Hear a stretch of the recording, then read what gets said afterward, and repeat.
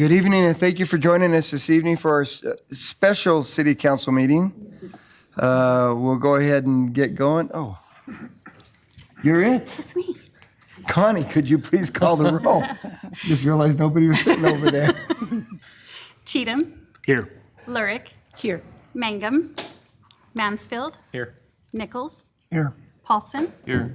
Ladd. Here. Thank you. The invocation will be offered by, the invocation will be offered by Mary Ann Forrest, representing HS Joshua Ministries, after which would you, we need to do the pledge first, don't we? Says that right there. If you please stand for the Pledge of Allegiance. Got it all backwards. I pledge allegiance to the flag of the United States of America and to the republic for which it stands, one nation, under God, indivisible, with liberty and justice for all. If you would remain standing for Mary Ann for an invocation. Thank you. Precious Father God, I thank you for such an opportunity that our community can come together for such a time as this. I lift up each one of our community leaders and ask that the Spirit of God would just lead them in the direction that's best for our community, Lord, that you will be with them, be with each of the individuals in this room and their families, and just protect each one of us in this room, protect our communities. We ask that you will just let the creative ability work to grow our community according to your will. Bless the leaders, bless the community, and each one of us, Lord. In your precious name we ask these things. Amen. Amen. Thank you.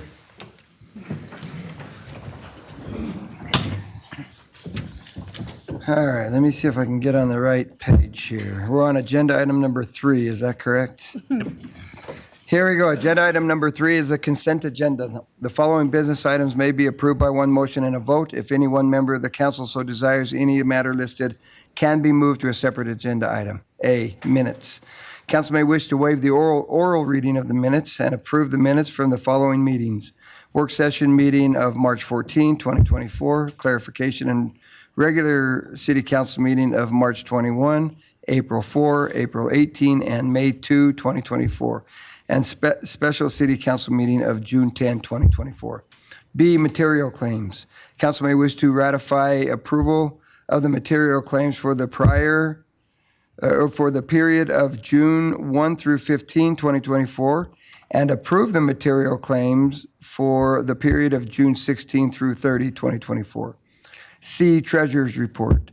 Council may wish to approve the treasurer's report for May 2024 showing cash and investments as of May 31, 2024. D, Americans with Disability Act ADA Grievance Committee reappointment. Council may wish to confirm the mayor's reappointment of Ricky Taylor to continue serving as a member of the ADA Grievance Committee. Ricky's term will begin July 17, 2024 and expire July 17, 2026. E, Parks and Recreation Advisory Board appointments. Council may wish to confirm the mayor's appointment of Anastasia Hershey to serve as a member of the Parks and Recreation Advisory Board, replacing Fred Blazer, whose term expired, and Pam Pelosi to serve as a member of the Parks and Recreation Advisory Board, representing the Fort Hall Replica Commission, Bannock County Historic Society. Both terms will begin July 12, 2024, and Anastasia's term will expire July 12, 2026, and Pam's term will expire September 9, 2025. F, council decision rezone of property located west of Philmeda Avenue, east of Union Pacific Tracks, north of Amy's Kitchen, and south adjacent to Interstate 86. Council may wish to adopt this decision approving a request from Braven Idaho LLC to amend the zoning designation of approximately 29.87 acres of land from commercial general CG to industrial I. G, council decision short plat approval for Grove Apartment subdivision. Council may wish to adopt this decision approving a short plat for Grove Apartment subdivision, which subdivides approximately 0.57 acres of land generally located west of Interstate 15 and south of Chloe Lane into one lot subject to conditions. H, council decision final plat approval for South Point Vistas Division Number 2 subdivision. Council may wish to adopt this decision approving the subdivision of approximately 21.3 acres of land into 36 lots, which are located within a residential medium-density, single-family RMS zoning district, subject to conditions. I, council decision, final plat approval for Gates Way subdivision. Council may wish to adopt this decision approving a subdivision approximately 0.431 acres of land and a portion of the existing lot located at 3634 Jason Avenue into 5 lots, including the, aforementioned lot located at 3634 Jason Avenue, subject to conditions. J, council decision, final plat approval for Mountain West Division Number 2 subdivision.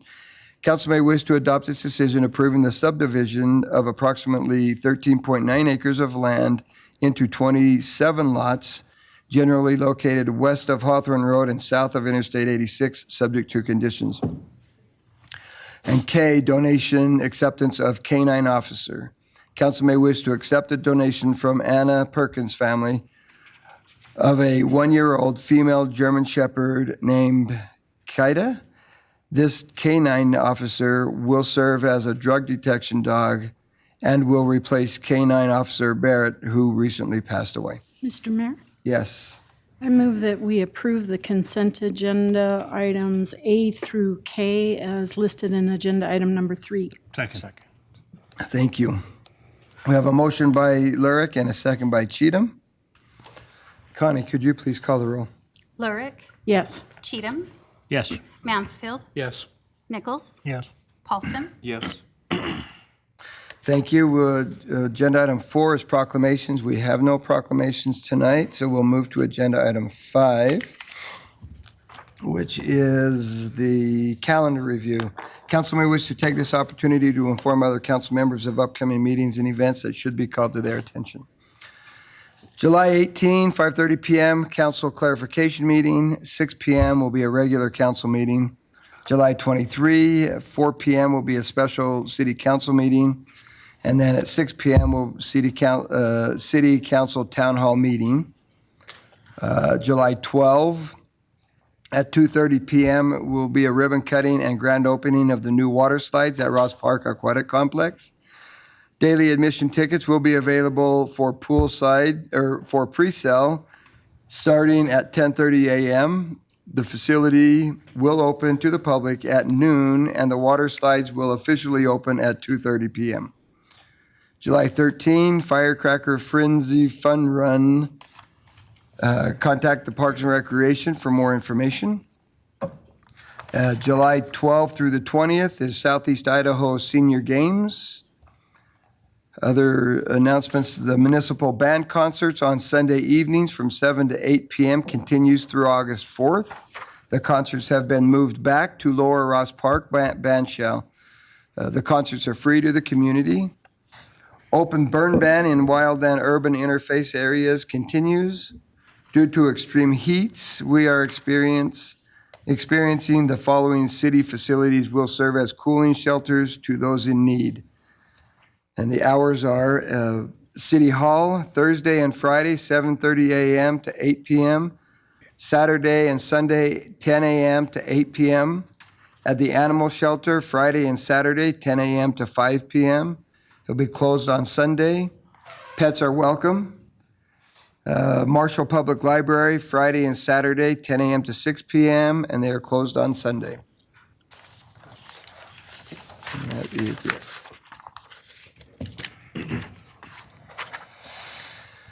Okay, we'll move to agenda item number 6 is a solicitor's license appeal, Conrad. Taylor Conrad will be present to appeal the denial of a solicitor license, which was denied by the Pocatello Police Department. Taylor?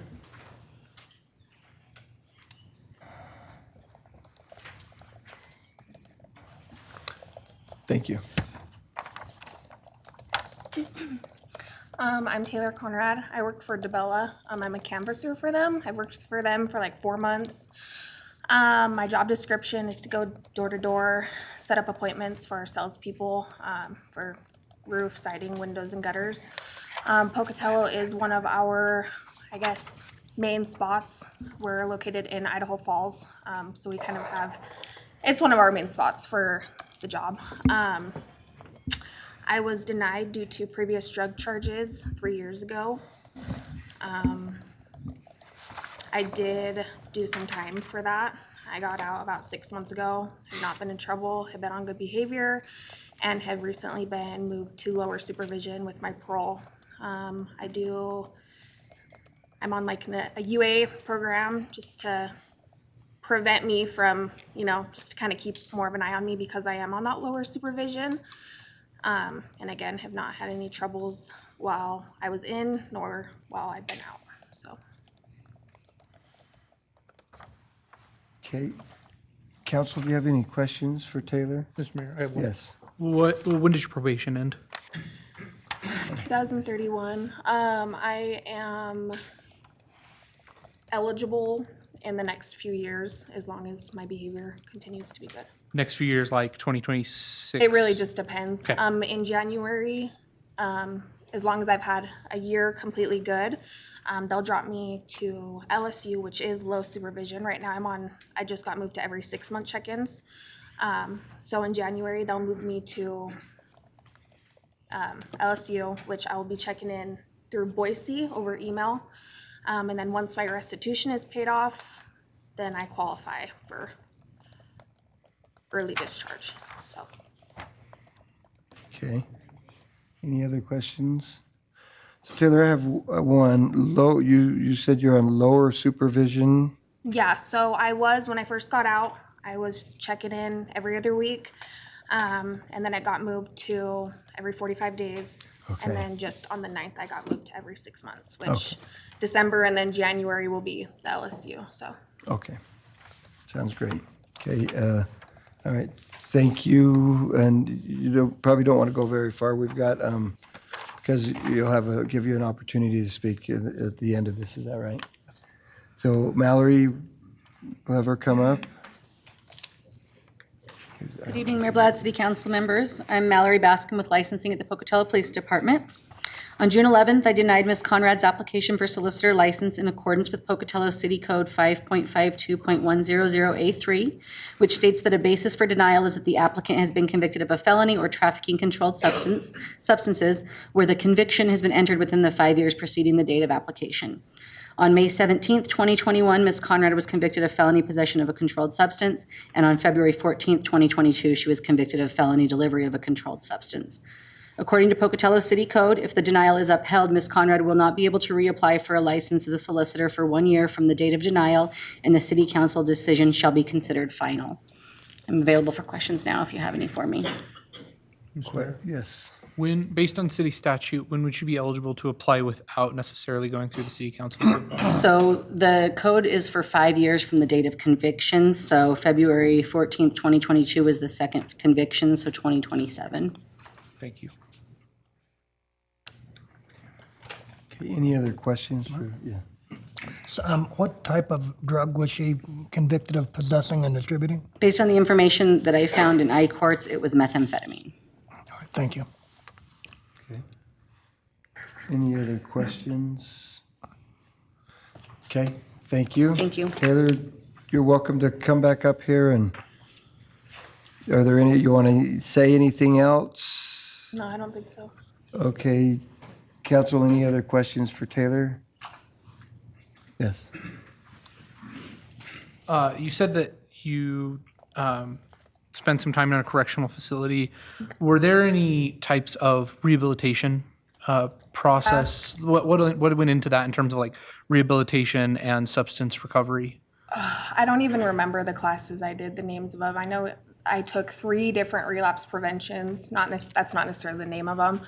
I was also able to go to East Boise Work Center. I was there for about a year, and I was working there. It was it wasn't in facility stuff that I was working at. I was working at Buffalo Wild Wings out of there. So I wasn't just like thrown back out into the streets expected, hey, go figure this out, Quite honestly, I don't think I would have made it had I not been given that opportunity, because I've never really had that opportunity to be an adult. So it kind of taught me how to do that, most definitely. So How old are you?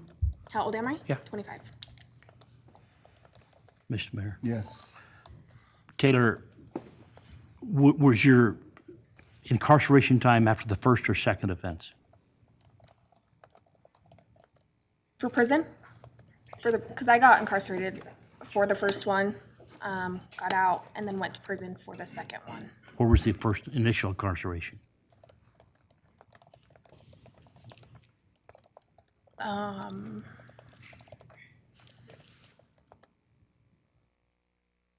I've been getting in trouble since I was like 12, so I don't really know exactly when my first initial incarceration would be. Of these two. Of Oh, these of two those charges? two?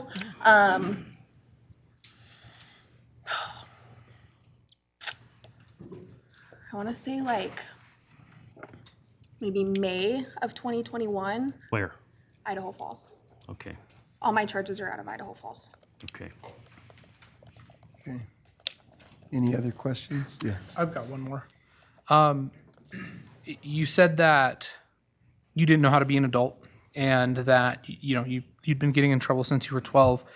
I think that addiction is a disease and should be treated as such, but I want to know why it's different now.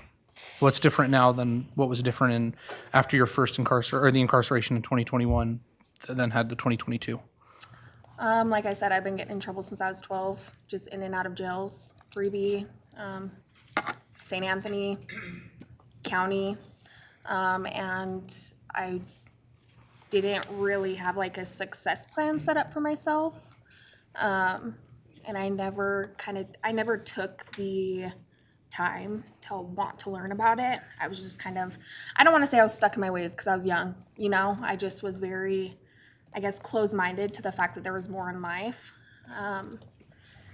And there comes a point in time, I mean, yeah, I was young when I started doing my crap, but from 12 to, I think I went to prison at 22, like that's a long time getting in trouble, It wasn't just like, oh, started getting in trouble at 20, now I'm in 22. No, 12 to 22, that's a long time.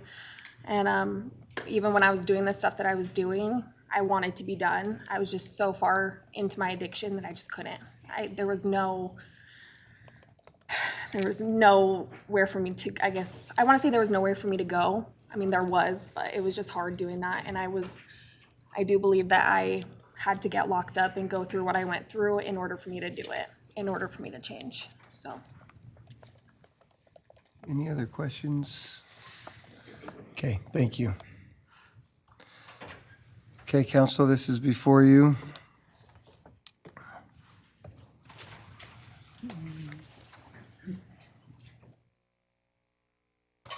Councilman Cheatham? Mr. Mayor, these are the toughest decisions we make, judging someone's character and basing it on the history that we're presented. But I'm going to move to deny the appeal of Taylor Conrad based on the city ordinance and give her time to make sure that she's got her life right before she tries again. I'll second. Okay. We have a motion by Cheatham and a second by Lyric. Connie, could you please call the roll? Cheatham, Yes. Lurick, Yes. Mansfield, No. Nichols, Yes. Paulson, No. Okay, thank you very much. Mr. Mayor? Yeah? Could I just make one comment? I agree with what Councilmember Cheatham said about these being the most difficult decisions, but I wanted to commend you on the work that you are doing to straighten out your life. And I hope that you'll keep going down that road and keep getting things back in order. And I wish you all the best with that. Thank you. Thank you. Agenda item number 7, daycare employee license revocation appeal. Guerrero. Torres Guerrero will be present to appeal a revocation of a daycare employee license which was denied by the Pocatello Police Department. Hi, Hello. I'm Tara Scudero. Taurus, thank you. I have a few pieces of paper. Is it one? They're, okay, they're separate, okay. Thank you.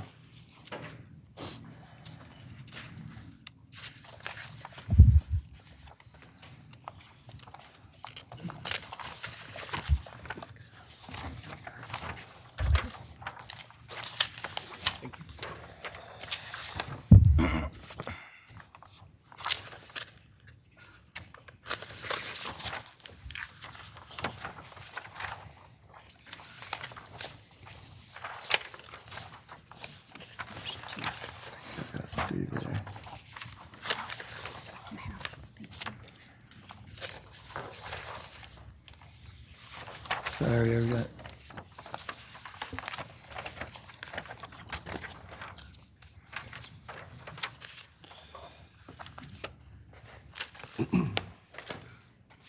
Got one more coming, everybody, just a minute.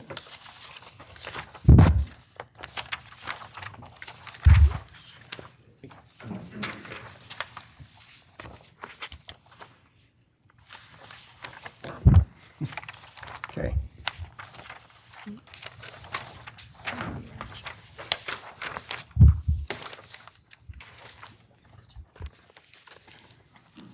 Okay, go ahead and, So I'm here today because I've worked in daycares for 3 years now.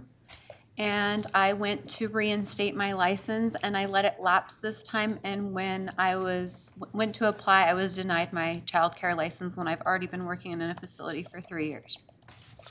And I was just going in for a renewal.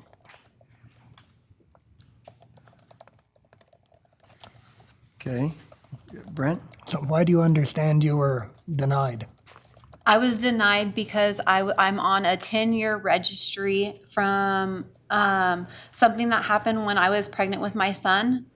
But I've already been working in daycare for 3 years and I've been working with the kids. I was just renewing my license and now they're denying me after it's been on I've already had this on my record for the 3 years while I've continued to work. And you guys have renewed it every year and granted it to me every year.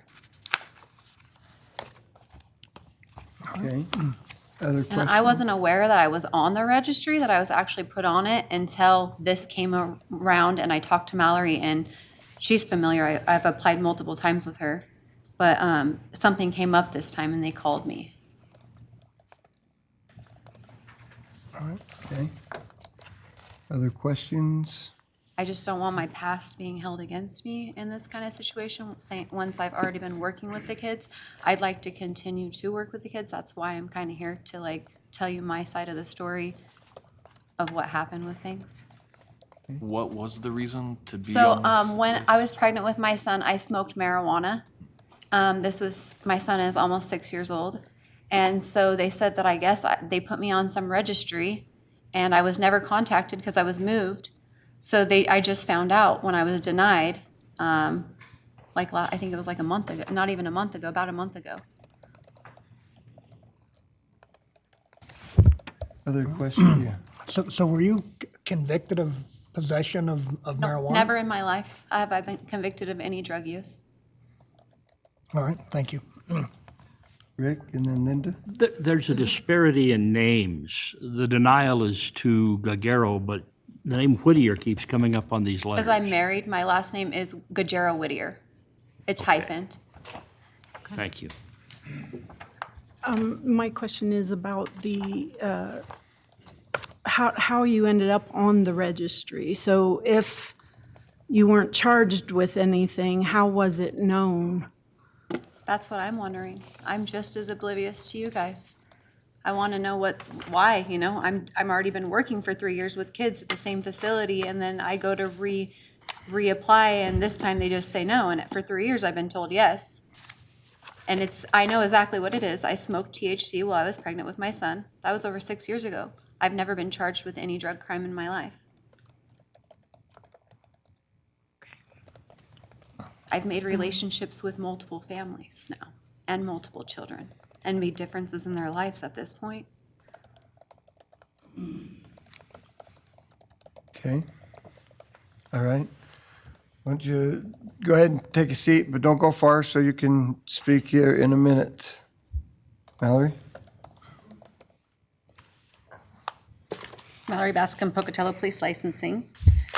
On May 9th, 2024, I revoked Ms. Gajero's individual daycare license after it came to my attention that her name was present on the Idaho Child Abuse and Neglect Central Registry, which is a list of individuals who have been substantiated for child abuse, neglect, or abandonment.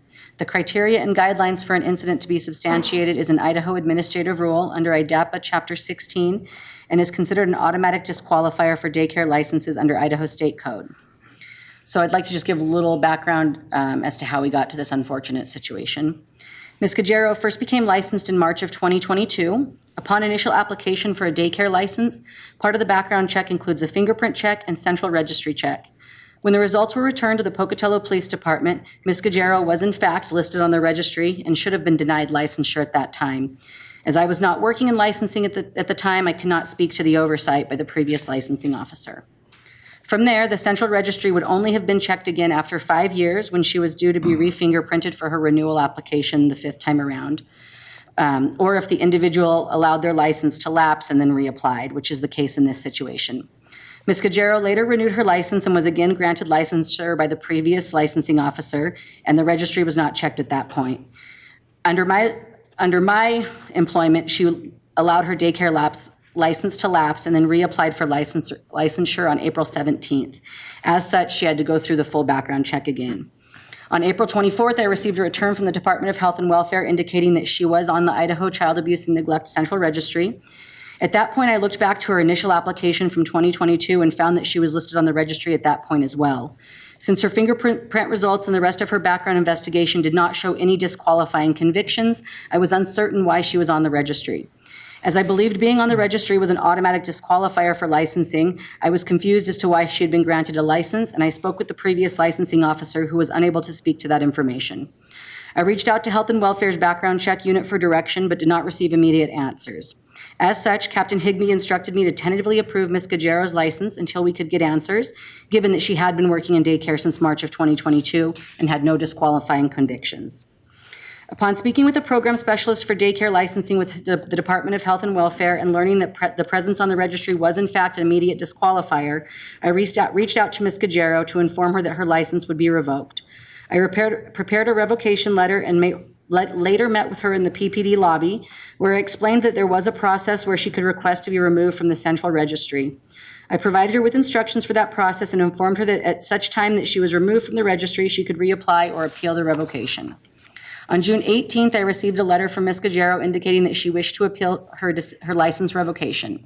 Upon speaking further with her and the individuals at the Department of Health and Welfare, I found that she was put on the central registry because she had admitted to using THC while pregnant. I learned that she had been informed that she was being put on the registry, at which point she would have had 28 days to appeal the decision through the Department of Health and Welfare, which she did not do within the 28-day period. As such, Ms. Guerrero was informed that she would stay on the registry for 10 years from the date of the incident, at which point she could then apply to be removed from the registry through the Department of Health and Welfare. When I reached out to the Department of Health and Welfare to find out when she had been informed of the decision, they provided me with a letter that had been sent to her in February of 2024, which would have been approximately 5 years after the incident occurred. I tried to dig deeper to find out if that was when she was first alerted that she was put on the registry, but I could not get a clear answer from the Department of Health and Welfare.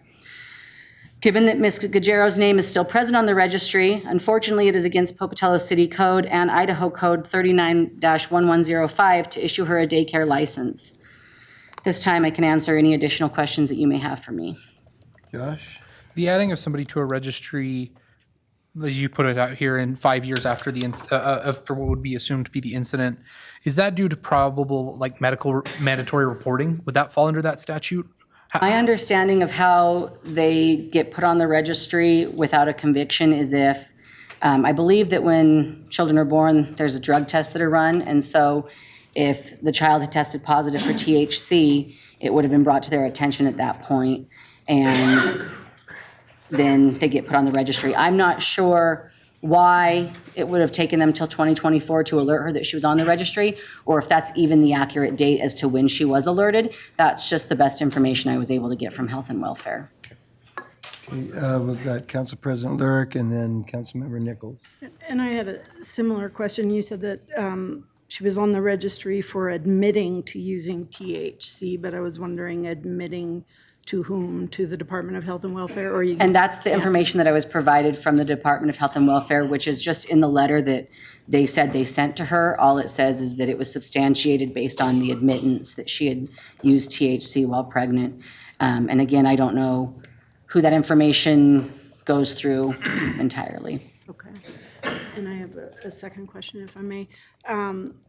So you provided information about the application to be removed from the registry, and that had a time frame that had to be done, and that was missed. Yeah, Does that is there a second chance? Like, is there a time later to get that chance again? Or how does that, if you miss that window, is that? I've been digging into that a little bit to try to help Ms. Gagaro figure that out, but I've had a difficult time getting answers. The most recent information I received for them is that she would not be able to get off the registry until 10 years from the date that she had admitted to the act. But I did speak with someone 2 days ago that sent me the form again and said that she could apply and attempt to get removed from it. However, based on my previous conversations, it sounds like once you miss that 28-day window, then you're out of luck until the 10 years is up. But for me, I'm trying to find out why it was issued 5 years later, and if that is the case, which I can't speak to at this point, unfortunately, because I only have that letter that's dated February of 2024. Councilmember Nichols? You had said that a license is automatically denied by state code. Is that right? Yeah, the presence on there is an automatic disqualifying factor, the presence on that registry. All right, so well, I asked this in pre-agenda, but I'm not sure I understood. Can we indeed grant an appeal if it's clearly in violation of state law? You mean approve the, grant the Yeah, appeal that's, yes. yeah, we can have the appeal hearing, which we're doing, but you would technically be in violation of state law if you granted the appeal because what you decide can't supersede state law. Right, that's what I'm getting at. Yep. Okay. Okay, Councilmember Mansfield? Let's say Ms. Gregorio is successful in removing her name from the registry. Would she be eligible for reapplication of an appeal or reapplication for a license given the substantial change if it was denied here tonight? Yes, because she has no convictions that preclude her from being employed in daycare. So this would not preclude her for having to wait a year, for example? No. Okay. Thank you. Preclude her from what? I didn't hear. Like having to wait a year or something after this appeal decision. Well, technically, if I may, our ordinance says that if somebody appeals that decision and the appeal is denied, then they have to wait a year. However, in this instance, I think it would be appropriate for an exemption from that based on the nature of the revocation in the first place. That's what- if that okay. were to occur. But again, now we're talking about city code, and that would be up to Correct. the Yes. purview of the council. Okay. But yeah, But that would is within take an our extra. purview if that were to occur. Yeah, but it would take an extra step in that appeal process if that condition that you discussed were to be met. Okay. Okay, any other questions? Well, I like Josh's suggestion. How would that go about? It would be done in a motion, I'm guessing. You could probably make a motion to deny the appeal, but grant an exception if she can get off the registry. Yeah, I mean, if you wanted to I mean, handle if that that's in what this you meeting, wanted is to that what do. you're? Yeah, if you're trying to handle it in this meeting. Would you or- prefer to handle it in this meeting? Or would you take two steps? I would think the cleanest way would be if she is able to get off the registry, then she reapplies, and Mallory would bring that before you to allow the reapplication to be considered within that year period. If you deny it today, so there's a few steps, I think is the cleanest way. Okay, thank you. Otherwise, you're setting a result for a condition precedent that hasn't occurred. Okay. Okay. Other questions for Mallory? Would you, I guess I do. You're going to keep digging and trying to get information on the dates and what happened when? Absolutely, yes. I'm interested to know if the letter truly wasn't sent till February of 2024, and then if that's the case, was it delivered appropriately? I don't know. I just unfortunately can't speak to those things tonight, but I'm more than willing to help dig into that to the best of my ability. Because that would really help, I think, Ms. Cagero, but also us to make a better decision if we really knew what Absolutely. happened. I appreciate that work. Thank you. yeah. Okay, thank you. Would you like to say a few words? Anything else? Okay, then. Yes. Mr. Mayor, I wish that we could evaluate this one on the merits of the case, but unfortunately, we can't put this council in violation of state code. I hope please find a way. If you come back in the appeal, I'd be very interested in rehearing this because at that point you have no disqualifying factors. But unfortunately, I can't make a motion in favor of violating state code, and thus, Mr. Mayor, I would move that we deny the appeal for the daycare license. Second. Thank you. We've got a motion by Mansfield and a second by Lurick. Connie, could you please call the roll? Mansfield, Yes. Lurick, Yes. Cheatham, Yes. Nichols, Yes. Paulson, Yes. Okay, thank you. So would you please work with Mallory and let's see if we can't get this figured out. It's just no way we can actually do what we would like to do, I think, from what I heard up here. So, okay, thank you. We will move to agenda item number 8 is a public hearing, zoning map amendment, DW Investors LLC. This time has been set aside for council to hear comments from the public regarding a request from DW Investors LLC for a zoning map amendment from residential medium density single family RMS to residential commercial professional RCP. The site consists of one parcel totaling 0.18 acres, more or less, and is located at 864 East Poplar. The Planning and Zoning Commission recommended approval of the request following a public hearing held on June 12, 2024. I declare the public hearing open. Council, have you had any ex parte contact in regards to this agenda item? Okay, thank you. Then who is here from DW Investors, or do we have anybody here? All right, let's move to staff.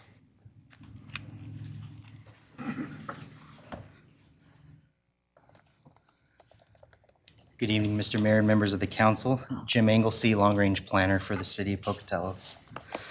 This item before you is a zoning map amendment to rezone the property located at 864 East Poplar Street from residential medium density single family, or RMS, to residential commercial professional, RCP. The property is currently developed with a vacant building located at the corner of Poplar Street and Jefferson Avenue. The proposed RCP zoning district allows residential, limited commercial, or a mix of both.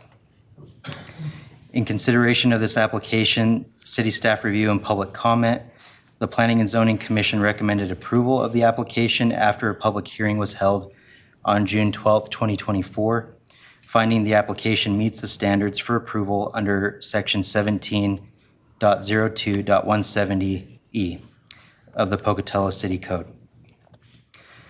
Notification for this public hearing has met all city and state requirements, and staff has received no written comment from the public regarding this application.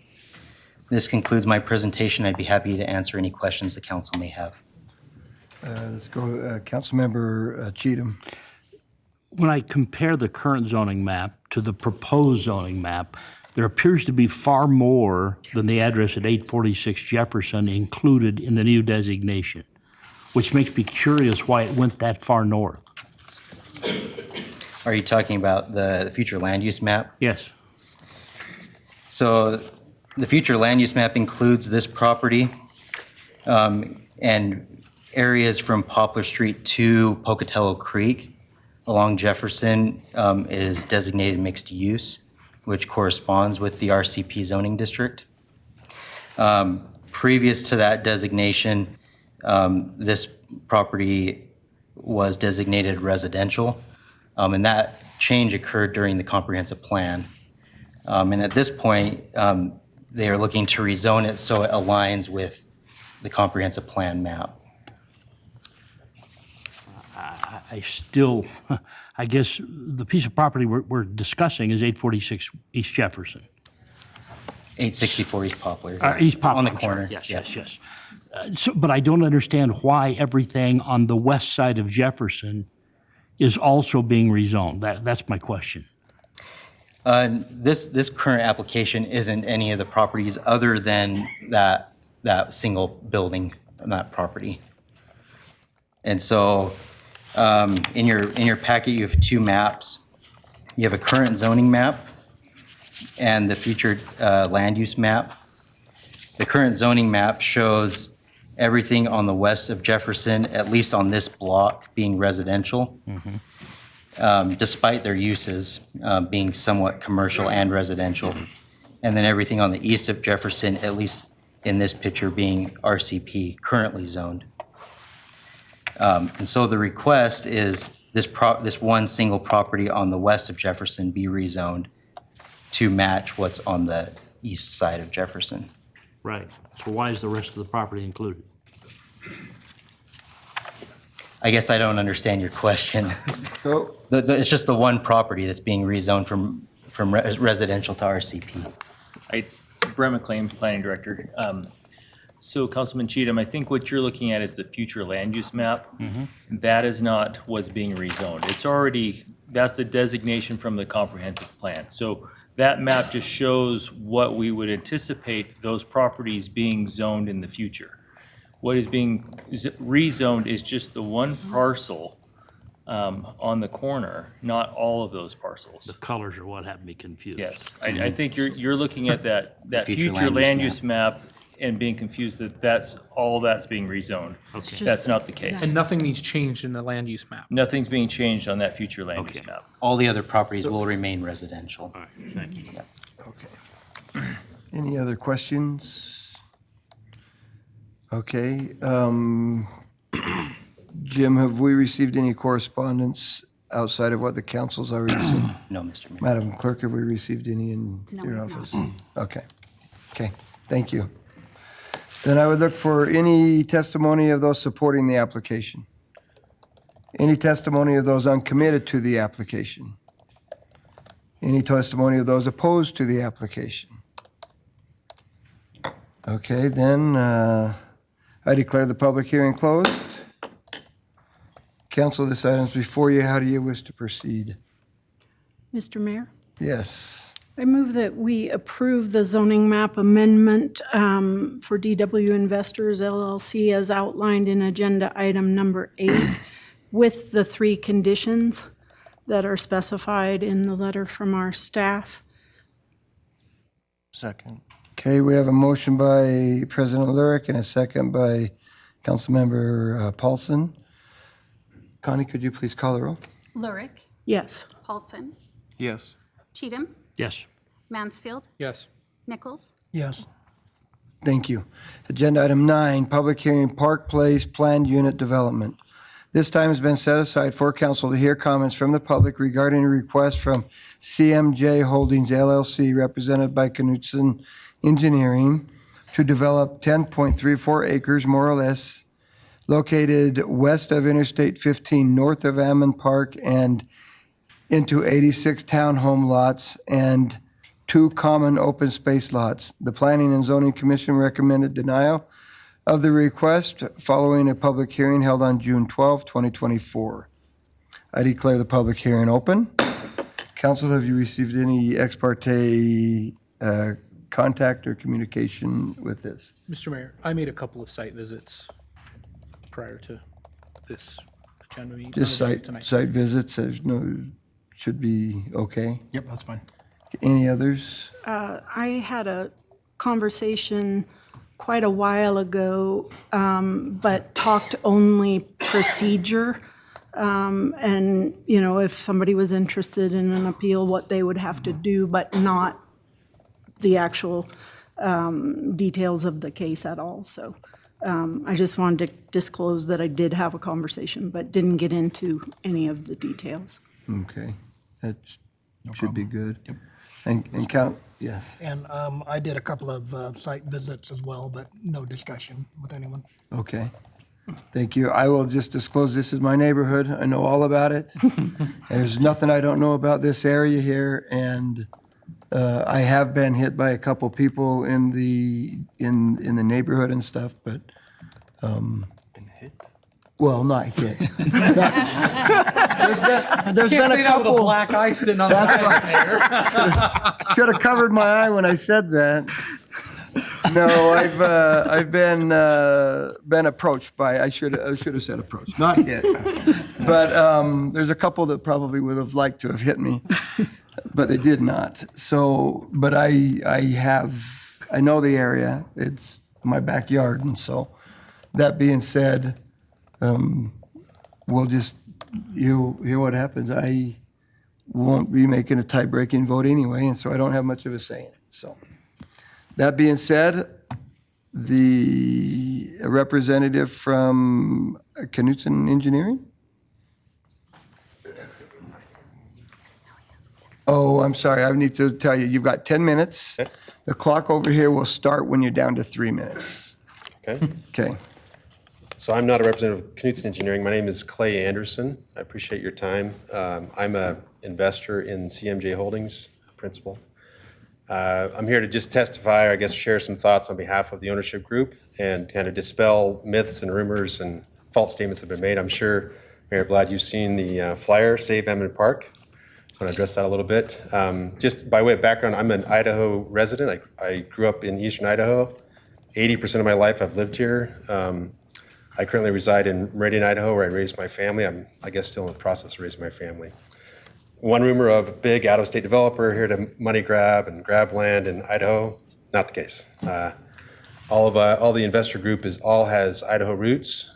We are firmly pro growth of Idaho and making it a better place for our children. When I think about the future of Idaho, and I've got triplets that are now 24 years old, and they're out at school, and their goal is to get back to Idaho. And when I think about projects like this, it's how do we get reachable housing, naturally affordable housing that can bring our children back to raise their family and live the American dream in one of the best places in the world. So we believe that we've spent 2 years to design this project in a very thoughtful and tasteful way.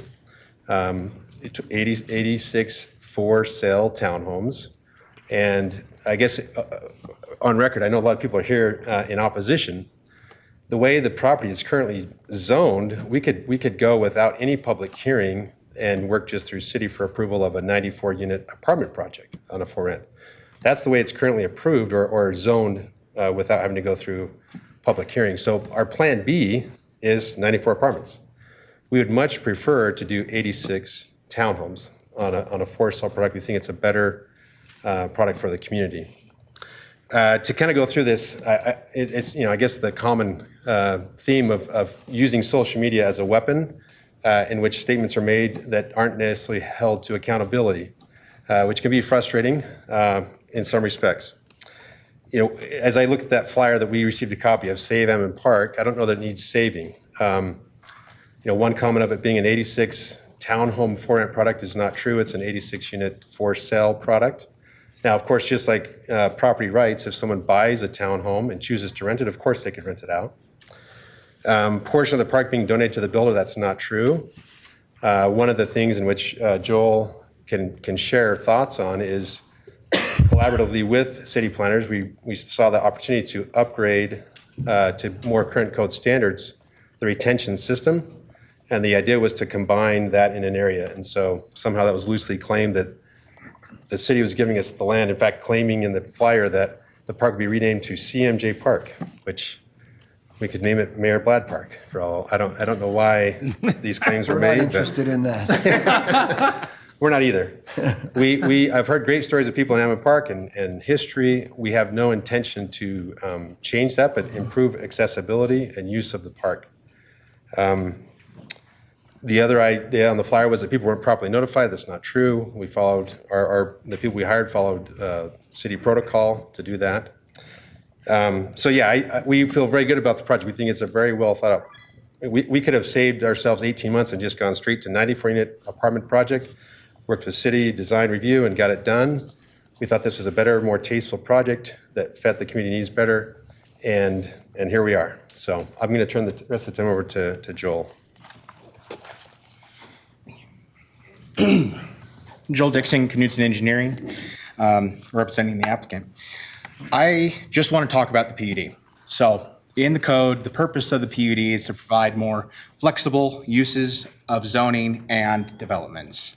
And further in the review criteria, it talks about how you could use different mixtures of uses, developments, and procedures that are commonly discouraged with conventional development methods. And we have a vision, which is these connecting the two neighborhoods together and having all these townhomes off of it. And we overwhelmingly meet all the other review criterias. It's just the one number 3 with the site disturbance that we're a little deficient. And we would hope that in the spirit of the PUD, that we have some flexibility. So we've been working with staff for 2 years, trying to take care of some of their needs that they see, their recommendations. We could go a lot more dense, but we're not. And we're unable to see where the flexibility in the PUD is being applied to us. We're proposing less units than we're entitled to. We are providing more open space than we are required to. We are working to improve a retention area in the pond that compared to current codes is deficient. So we are at our cost regrading and rebuilding that so that it will protect downstream residents. If there's a large storm event, it is not sufficiently sized. So we are actually improving those areas. We're building walking trails between the neighborhoods. We're going above and beyond what is required to make our vision happen. And we would just ask for the flexibility that is permitted in the PUD and this council and mayor, you have authority to grant that you just help us make this infill development that's been empty for 60 years. We have development on all sides of us happen. For the site disturbance, the areas that we have steepest grades are on the east. When I assisted Mitch Greer when he was on the council or the committee to do kind of the R Valley, R Vision, and the slope grading, different codes. And when I sat in on that, the intent was to preserve our hillsides. And so we're not taking down a huge mountain, filling in our valleys. What we are proposing to disturb is just what is left over from when the interstate cut through that hill. There's no homes above us. We are just blending everything back in together. We're using a variety of different homes to be in harmony with the grades and the topography. And we feel, and from the staff report, staff would feel that we have a very acceptable, if not great, development plan for this property that's been vacant for over 60 years. So I just ask that you approve our PUD, but I am available, and so is Clay, for any questions that you may have. Okay, we've got a couple questions, it looks like. Are you finished? Yes. Okay, we'll go to questions. I didn't want to cut you off short if you weren't. We've got Councilmember Nichols, Council President Lurick, and then we'll go to from there. All right, so I may have several. Okay. I'm still struggling to understand why you're even going through this PUD process.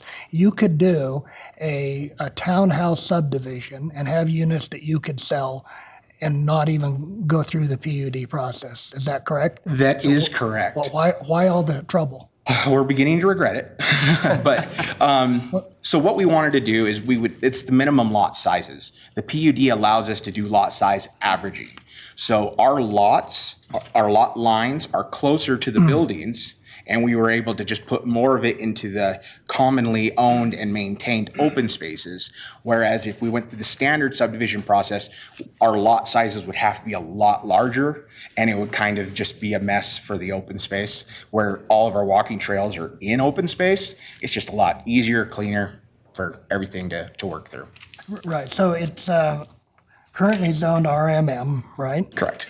And the minimum lot size would be 3,630, is that correct? I don't Somewhere in remember that. the number, yeah. But you have lots in less than half of that amount. Correct. Is that correct? Yes. So sort of walk me through this lot side averaging. I understand that you're taking into account the open space in that averaging.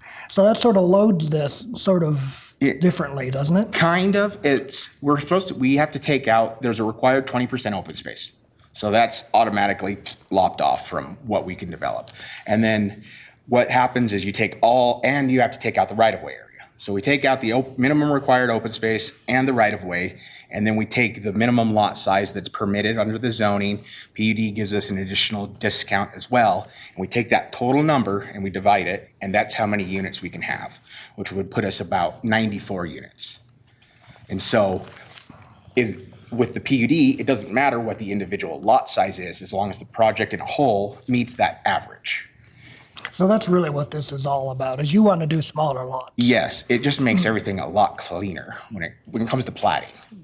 So once it's in the ground, not many people, the general population doesn't really care too much about how the lot lines look or where the pins are, but it does make things a lot cleaner. So sort of walk me through how we actually get from a minimum lot size under regular zoning of 3,600 to less than half of that.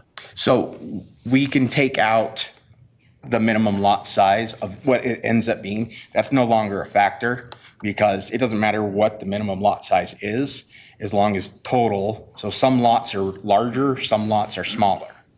And it's just the average of all of those. Right, but as I was having a hard time reading the plat, but you don't have any lots at all that reach the 3,630. All of them are smaller than that. So it's not like you've got one big lot and one small one, you want to average it. You want to do all small lots. Correct, and that's the extra open space that we're providing. So 20% is what's required, and so by shrinking those lot sizes down, it puts that ground just in open space. So we've lopped off the 20% that we have to, and we've taken out the right-of-way, and then we just made our layout, and then we just shrunk our property lines to be just the setbacks for the buildings, and then everything else was just given to the open space lots.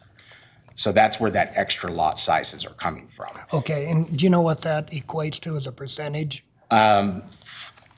Percentage of what, I guess? Of the total acreage that would be open space? I'd have to look through my narrative for the exact number. I think that in there it says we do about, it's like mid-30s% of open space that we're providing. So I'll look through this to get an exact number, but that's what's coming to my mind right now. Right, yeah, okay, thank you very much. That's all I had. Okay, Council President?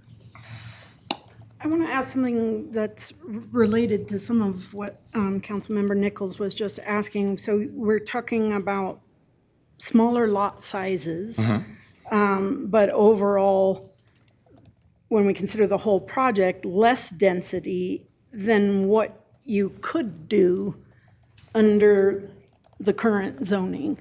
You both mentioned Plan B, which would be apartments. It could be, yeah. Could be. And I it mean, could that- be like- And you could do that without going through any of this process because that's the current, that fits within the current zoning. So I wanted to hear more about what Plan B would be, but also, I mean, to me, what you are proposing, what I'm trying to get at here is, although it's smaller lot sizes in order to be cleaner, as you said, you know, that it's overall less dense than what you could do if you didn't go through any of this process, if you just did something that fit within the current Correct. zoning. Is that Yes, correct? there's, answer it in a couple different parts. So as far as like the lot lines, we could, where they're so narrow and they have zero, there's townhomes that are connected together, so there's a zero lot line. So if the lot size is, let's say, 3,000 for a round number. If it's 3,000 and we have a narrow spot that's sandwiched in between two other units, that lot would just have to extend it down. But some areas, we can't go further in front of the building because there's right-of-way there. So we'd have to go in the back. In order to make those minimum lot size work, you'd have to snake the property line around, and it would just be a big puzzle to meet the lot size minimum.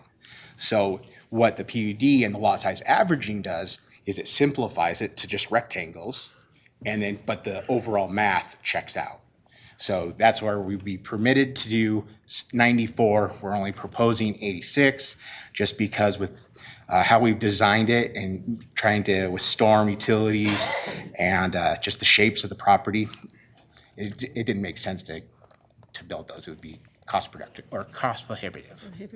And then the first part, you want to remind me of the first part of that? I was really wanting to hear a little bit more about Plan B. Oh, yes. And what you, if this is not approved, then you can proceed with the other one because that's already meeting all the rules and requirements. There's a Is that few- correct? So- Yes, there's a few caveats to it. It would have to be one ownership, basically one lot, so we wouldn't be subdividing it, so it wouldn't go through the subdivision process. So they would all be rentals at that point. They would have to be, because you could only have the one owner, or you'd have to subdivide it. We'd have to go through a preliminary plat. So we could put in 94 apartment units, or we could do like, as Brent mentioned, or Mr. Nichols, that, we could just have all these townhomes for rent and just all in one big lot as well. We could do that and not need to, if we add public right-of-way, then I think we would probably go back into a subdivision process. But that's why we're using apartments, because we could do those with parking lots. We don't need the public roads. But if we have public roads, then we'd have to go through the subdivision process. So Plan B, it's a hypothetical, like we haven't drawn anything up for it because we don't want it. This is the layout we think is best and meets the needs of the city and the developer and focuses on good planning principles. Okay, Councilmember Paulson. She asked all my questions. Oh, she asked them. Other questions? Okay, Councilmember Nichols. So can you explain the 1 acre difference on the site disturbance that was a problem, as I understand, with the planning and zoning? Can you walk us through that? So to try it, if you can pull to the map, I can explain that to you. So the way from Ammon Road all the way up to Lakeview, there's like 22 feet of elevation difference.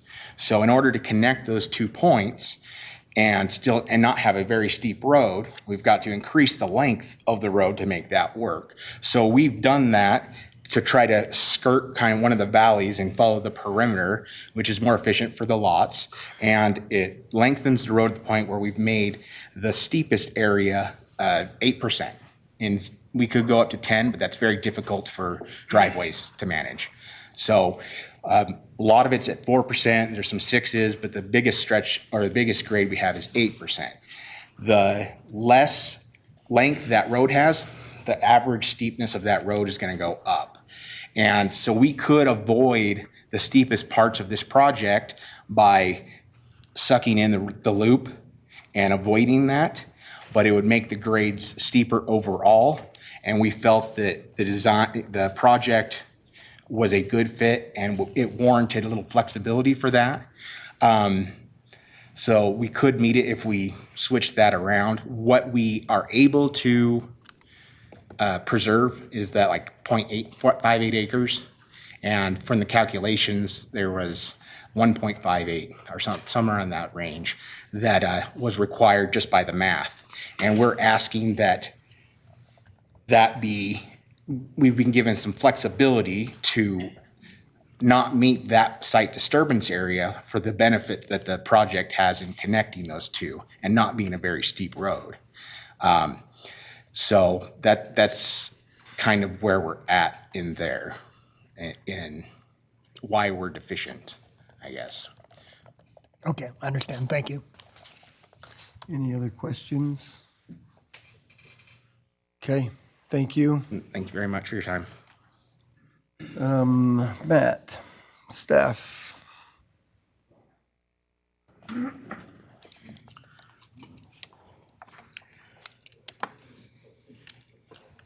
Get my right glasses on here. Good evening, Mayor and City Council members. Matthew Lewis, Senior Planner with the city. As noted before you this evening is a request for a planning and development application to develop 10.34 acres more or less into 86 townhome lots and 2 common open space lots. As a refresher, Code Section 1702.140 states, the purpose of the PUD is to facilitate a more flexible mixture of uses and developments. They are intended to allow greater localized density, to encourage cluster development, for preservation of open spaces, to arranging living patterns in accordance with good planning principles, and to provide adequate safeguards to protect the community.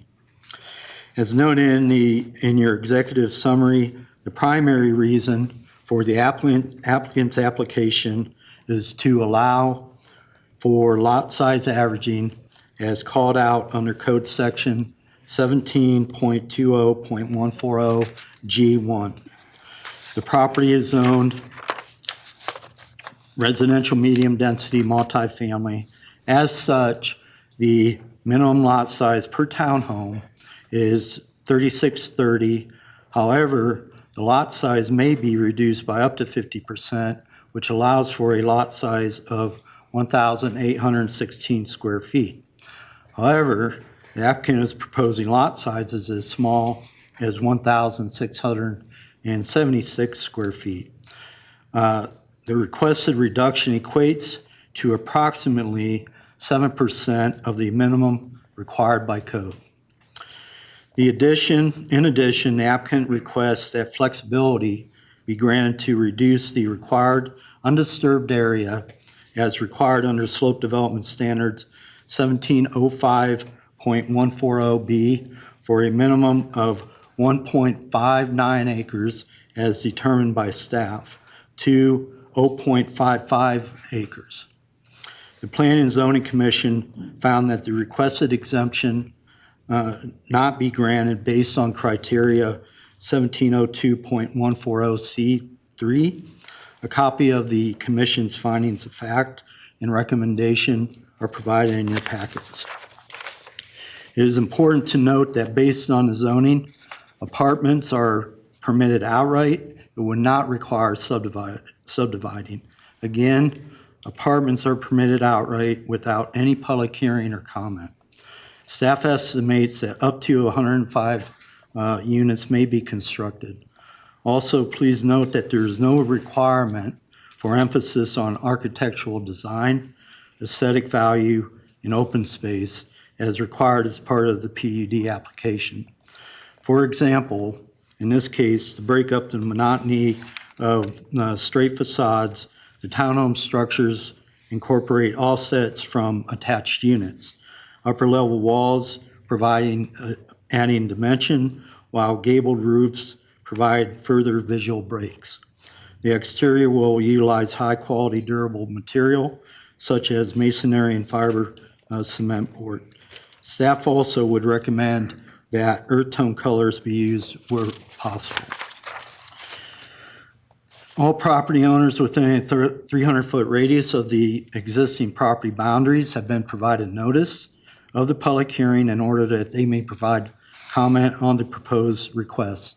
Notice was also published in the Idaho State Journal, and 2 signs were posted on the subject property. It should be noted that all written testimony through June 12th is included in the council's packets. Any written comment received following the June 12th date has been forwarded to the council for your review and consideration. This concludes my presentation. Please note that Merrill is available to answer any questions regarding traffic, stormwater, and infrastructure. Otherwise, I'll try to answer any questions you may have. Okay, we've got Council President Lyric, looks like Nichols, looks like Mansfield. I just want to talk a little bit about the criteria, because even with this appeal, we have to base our decision on the criteria that that the Planning and Zoning Commission based their decision on. We can't just make a decision based on what we like or don't like, or that it has to meet specific criteria. And I was looking through all of the criteria and looking at the decision, and there's only one thing, and you mentioned it, the 1702104C.3. That's the only thing that does not meet. Everything else was a yes. So they're meeting all the criteria for the PUD except that one thing. And I was going to ask if you could talk a little bit more, that's related to slope development standards. Can you talk about that just a little bit more? Yeah, and just for correction, because I think you had mentioned that this is an appeal. And the appeal is really the next, Right. the next Sorry. item. You're right. So this is actually like a public hearing. Yes. That would be before the council regardless. Yes, sorry. So let me go to some of my notes here. So again, this falls into the slope analysis standards. And based on my analysis, when you really go back and you look at the photography that goes all the way back into the 1950s, it's pretty difficult to see exactly what has and what has not been disturbed on this particular parcel. From what I best can tell, and there's some detail within your packets there, that there's kind of three distinct knobs on the property that I think, and based on, looking at aerial photography with vegetation, that type of thing, that I actually came up with a reduction of, compared to what the engineer showed.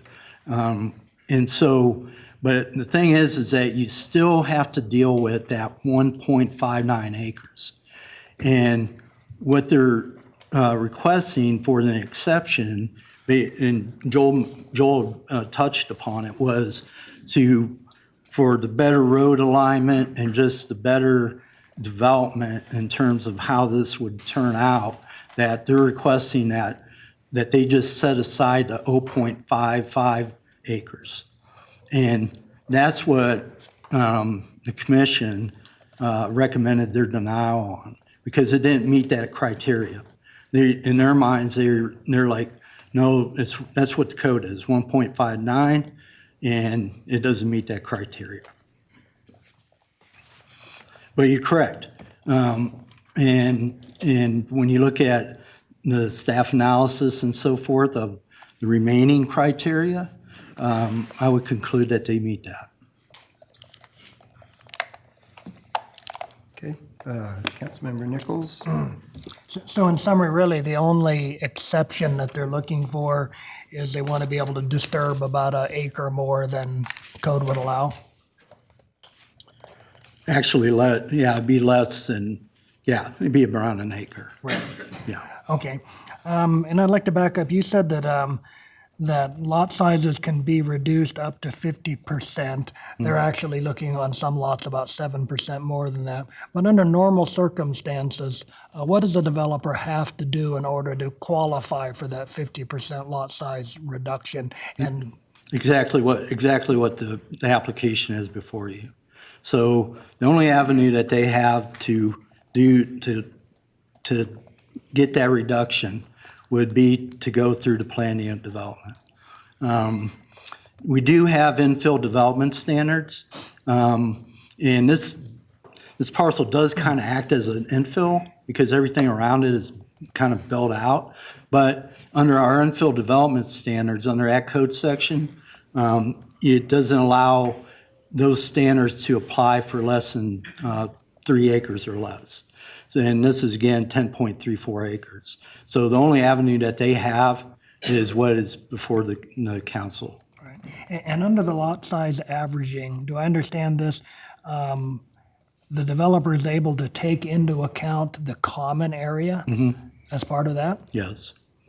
So it's not really a true reflection of the actual buildable lot size. It's sort of skewed by Yeah, those. a little bit. Yeah, because it's your give and take, right? We're getting something that we normally would not get. When I say we, the city in the development of setting aside X amount of open space and amenities.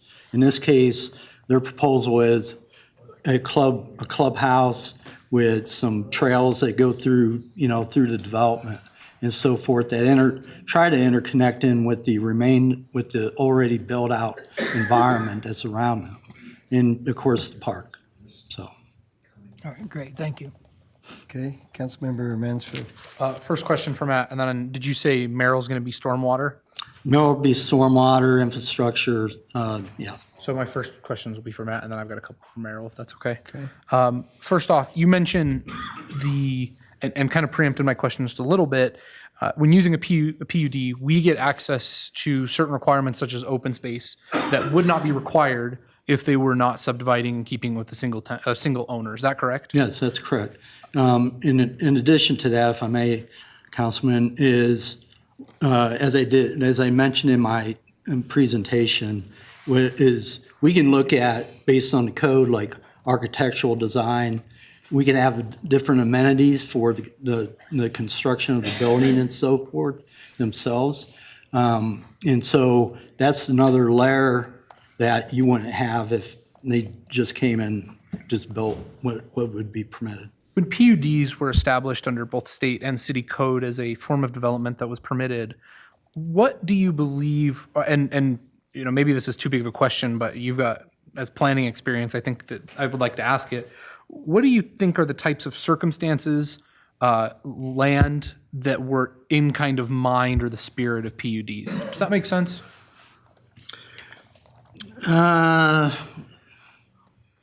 Sort of. Okay. I think that what you really get out of the planning and development, and we really haven't had a lot of PUDs over the probably the last 4 years. As I've seen more than I have in quite some time. What you get is, again, that clustering. Mm-hmm. We get some more open space, more amenities, that type of thing that you would not if it was just, okay, here's your minimum lot size, so forth. Okay. I think in this case, my opinion is the issue that you're dealing with the slope analysis, because when you look at the criteria and the reasons for the slope analysis or that section, mm-hmm. It is really meant to look at more of the benches and so forth. Again, in my review of this parcel, I was struggling to almost say, how much of this has it all been, graded, that kind of thing. But in my review, it was at 1.59. Okay. Brent McLean, Planning Director. Commissioner Mansfield, maybe to help clarify that answer a little bit too. PUDs are typically used on parcels that are difficult to develop because they need to have some sort of exception or unique development pattern to make it work. Parcels like this one where you have, it hasn't been developed for a long, long time and development's happened all the way around it. This is one of those prime candidates for a PUD.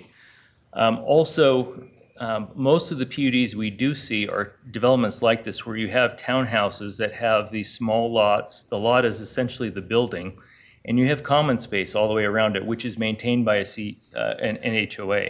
And so what you have is a development that is clean, it's well maintained, and it's of a higher quality. And so those are the types of PUD applications that we see most typically. But this type of property is a prime candidate for a PUD. Thank you. Can I get Merrill now? Yeah.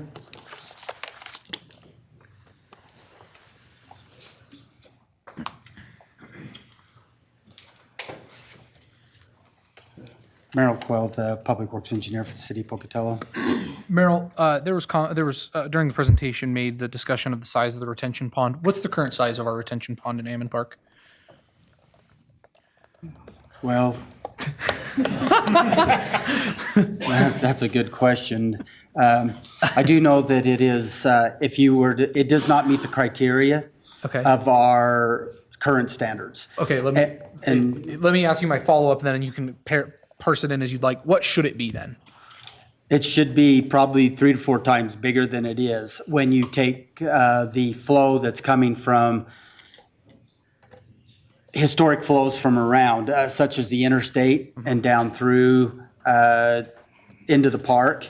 It's being fed by 3 different areas that doesn't even have this, affects this development. 2 of them that kind of will run through the development, 1 that does not. And then but we have the infrastructure above these that we're putting in when development happens. For instance, one of them comes down through the Farm Bureau area. And there's probably 6 different ponds above that that detain that water with the developments up above. So you don't see that. But our criteria shows that this is undersized for that pass-through. And looking at historic volumes that have been in there, it doesn't really take on that much water. There's very little that does pond in there at times. However, there has been a few instances over the years, and talking to a couple of the other neighbors, that I didn't see them here tonight, but that has seen some water in there. And the reason for upsizing and requiring that to happen is, again, through the PUD process that we're able to do this. And the other part is that 2 of the interstate flows come down through their properties, so they have to pass that water through. They're not responsible to detain or retain that water, but they need to pass it through. So if they're going to do that, we've got to make provisions somewhere where that water is going to be now that they're developing it, which we may see some water in there in some short term, and then again, making it big enough with an 100-year overflow or outlet so that we are protecting that downhill residents as much as we possibly can. So just to clarify one thing, even if this development were not to occur, in the case of a major storm system, that pond is not sufficient to protect those downhill from it? Yes. Thank you. Any other questions for Merrill while we've got him up? Okay, thank you. Let's see, what was Matt, right, that talked about the correspondence? Matt, have we received these today, I think? I have not. Yeah, please do.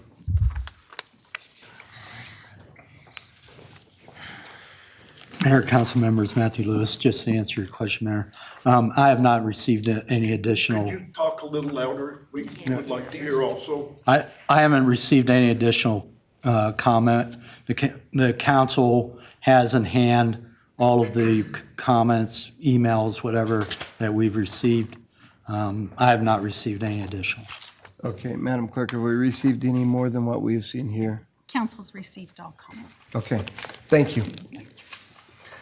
Okay, then with that, we will look for anyone supporting the application. Yeah, you've got to hustle because I'm moving through it. I'm coming off a broken hip, so I can't run too fast. There's well, he stood up and then he acted like he was sitting back down. There is a clipboard, I think, right there. Is there a clipboard right there on the thing? Here, there should have been one, But sorry. my hip's healing up well, by the way. I'm What are we excited. doing with this? Here's a I don't pen. see the pencil. He said there's no pen up there, Oh, so there's it's no walked pen? away. Pen. So, Here, Oh, sir. thanks. thank you. Thank you.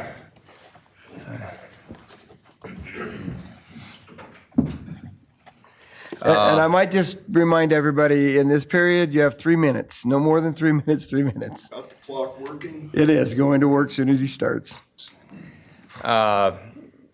Honorable Mayor and distinguished council members, my name is Jeff Hawks. I actually reside in Heber City, Utah. I am formerly from Pocatello, Idaho. I grew up here, and I own property here, and I do have an ownership position in this property. Just a couple of points of clarification.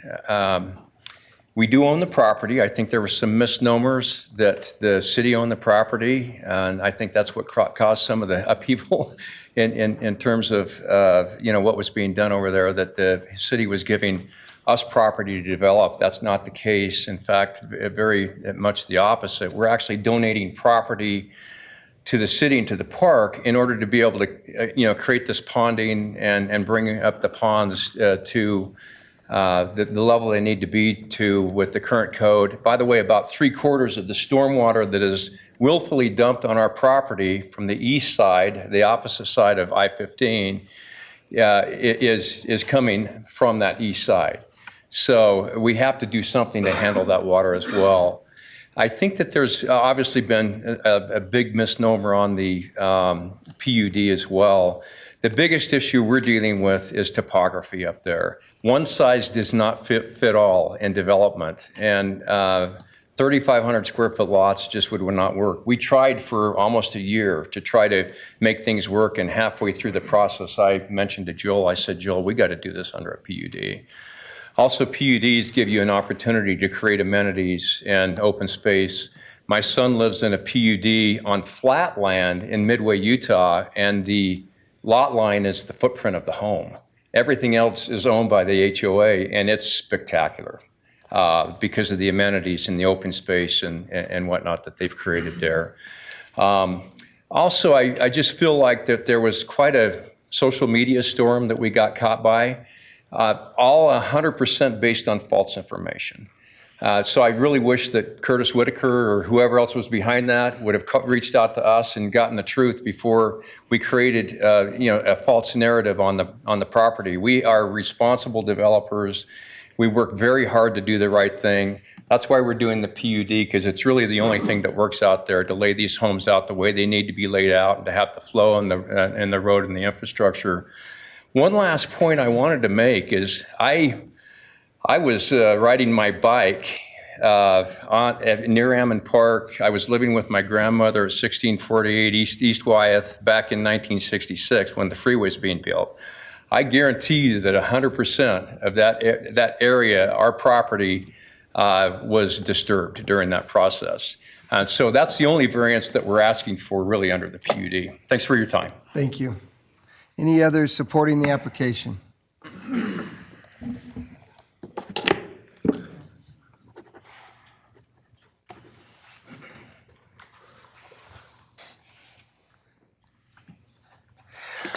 Okay, good evening.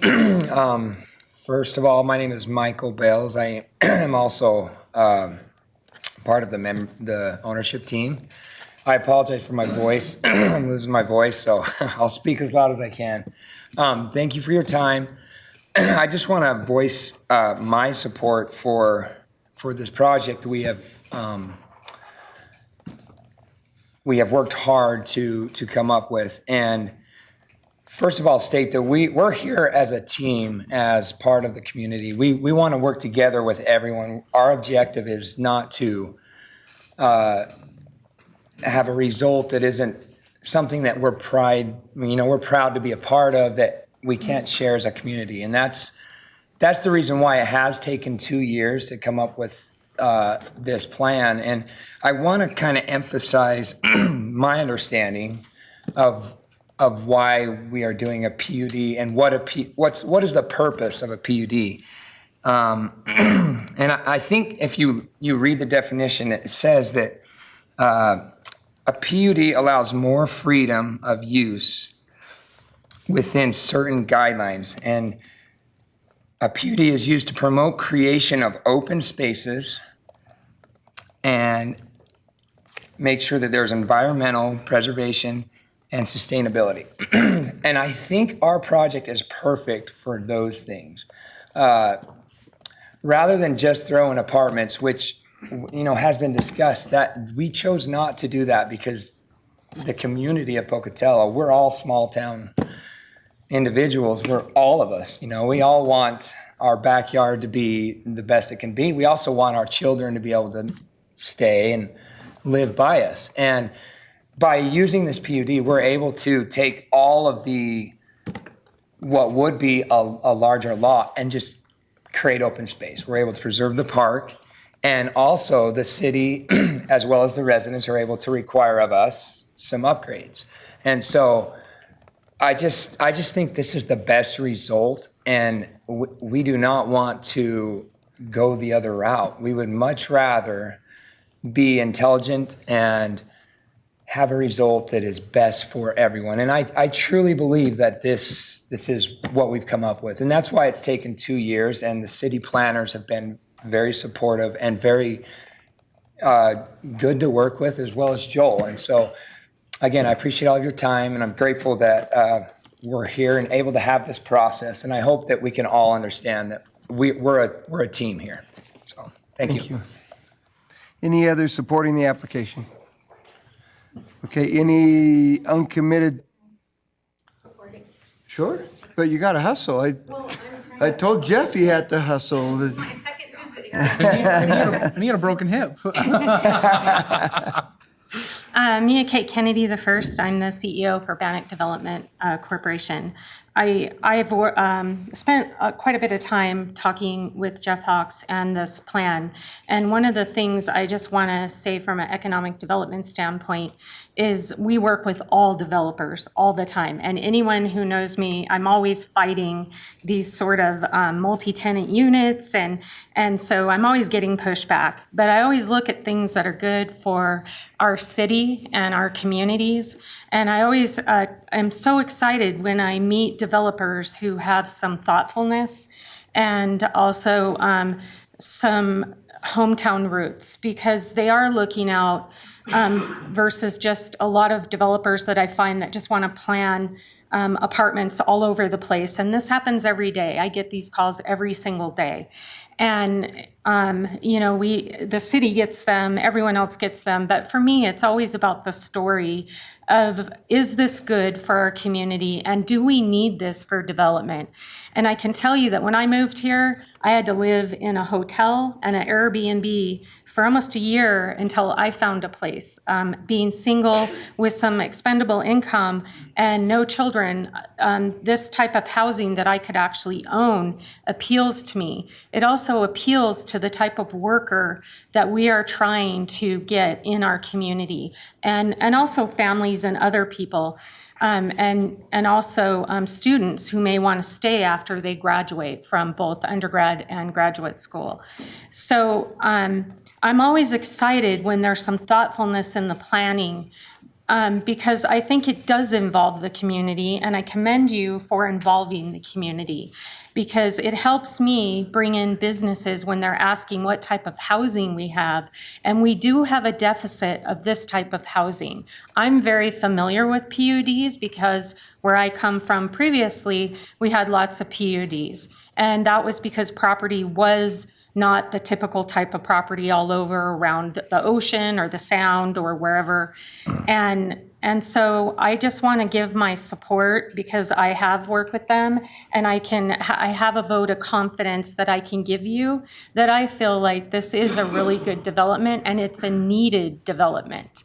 Wherever that goes, we need this type of housing for our economic development. So that's all I have to say. Super, thank you. Any others supporting the application? Any uncommitted to the application?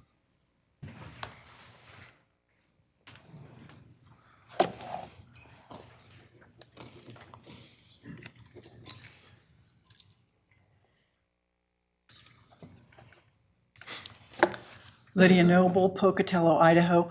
I'm going to speak neither for or against, only because I don't live in that area. But I do believe that there is an elephant in the room that is not being discussed, so I'm just going to bring it up. I agree with the developers. I see they're making an effort, but I also know developers are often doing things for the bottom line, the profit margin. And I think I'm going to suggest that the residents of Pocatello who live in that area are totally reasonable people as well as the developers. I think there could be a bit of a compromise here to perhaps not put quite so many townhouses to get the open space requirement met and also meet the requirements of the PUD. So that's just my opinion, but I think we're in a compromise situation. If building a few fewer townhouses up there might get the density down and might still get us a townhouse type of a setup, I think that's a reasonable thing to request or to at least consider. Thank you. Thank you. Any others uncommitted to the application?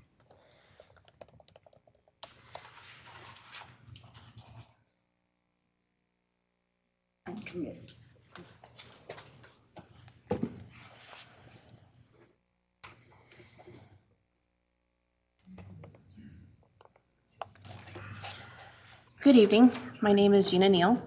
I came in here with the thought to talk about traffic and zoning and where my kids are supposed to play and all of those things. Of course, that was all shot out of the water because we're damned if we do, we're damned if we don't in this situation, right? So I agree that we're in a compromised situation. We have to do something to sort of preserve this area. Our children play there. We're bringing in housing, which is beneficial to people. But my one question in this entire situation is, it was mentioned that somebody can buy a townhome and then rent it.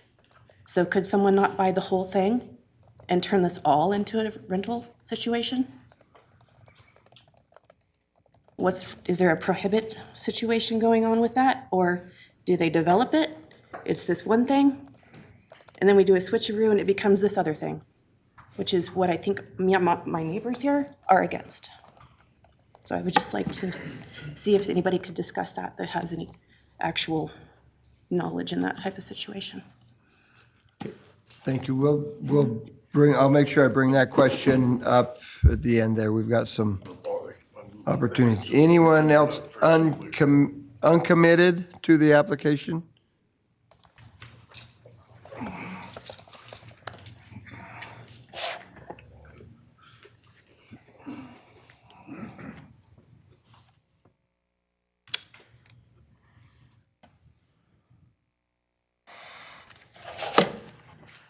My name is Lene Zahner, and I was previously opposed, but it does sound like it doesn't matter if these are going to go in or not. There's going to be apartments up there anyway. So my biggest concern is I live on the corner, directly on the corner of Hyde and Lakeview. And that is a popular place to cut corners. And so my concern is with the higher traffic, what the city would then do to make that a safer corner. Can we paint lines? Can we put parking paint on the curbs so that we have more visibility down at the bottom of Hyde? And truthfully, every intersection on Poplar has poor visibility, but mostly there on Hyde Street. So yeah, that's my biggest concern there, is that the proper measures are taken to make that safer for higher traffic. And then also I had a question for the developers. They say there's going to be 86 townhomes. Is that 86 buildings with multiple units in each building, or is that 86 units total? Okay, thank you. If you'll have a chance to come back up here, just write that question down if you would. Okay, any others uncommitted to the application? Okay.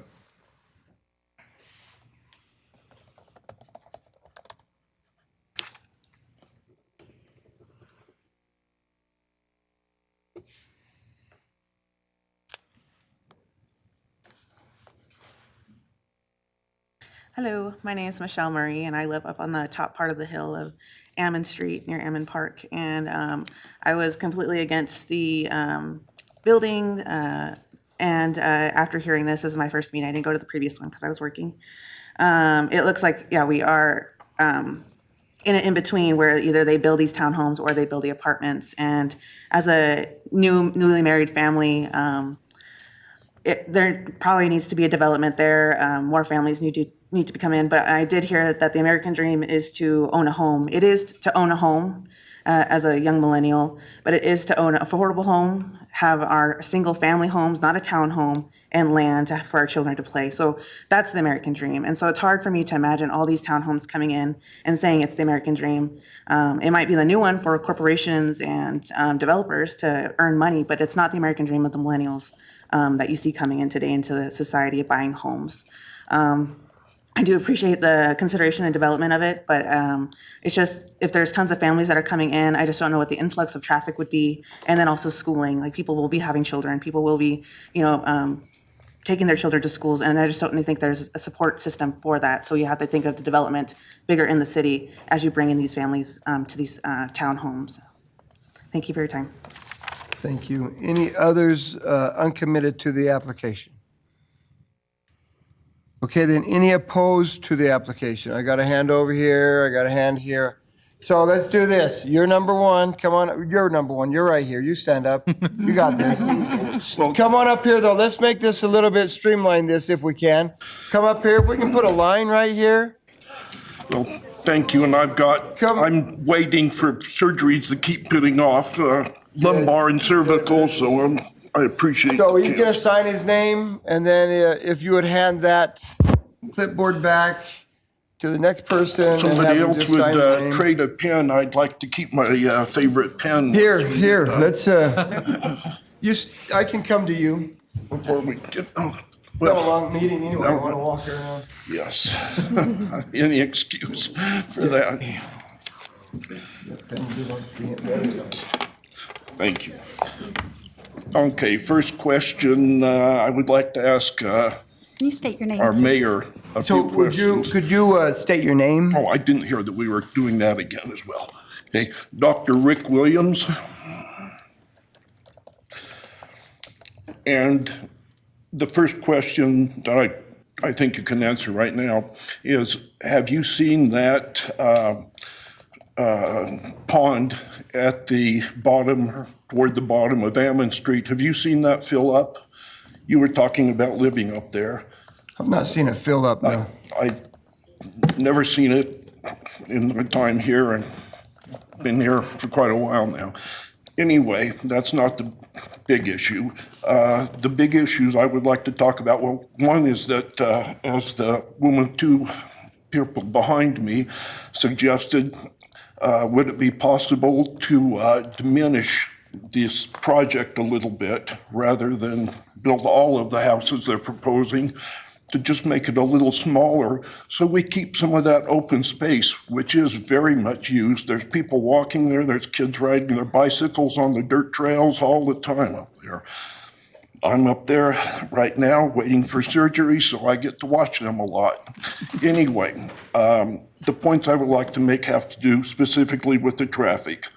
One, in the entranceway to the bottom of Ammon Park, right now, as you are well aware, coming down Ammon Street in the wintertime is very slippery. There's lots of people that slide sideways and then plug up the street for hours at a time. Okay. I think adding traffic to that is an issue that very much needs some thought.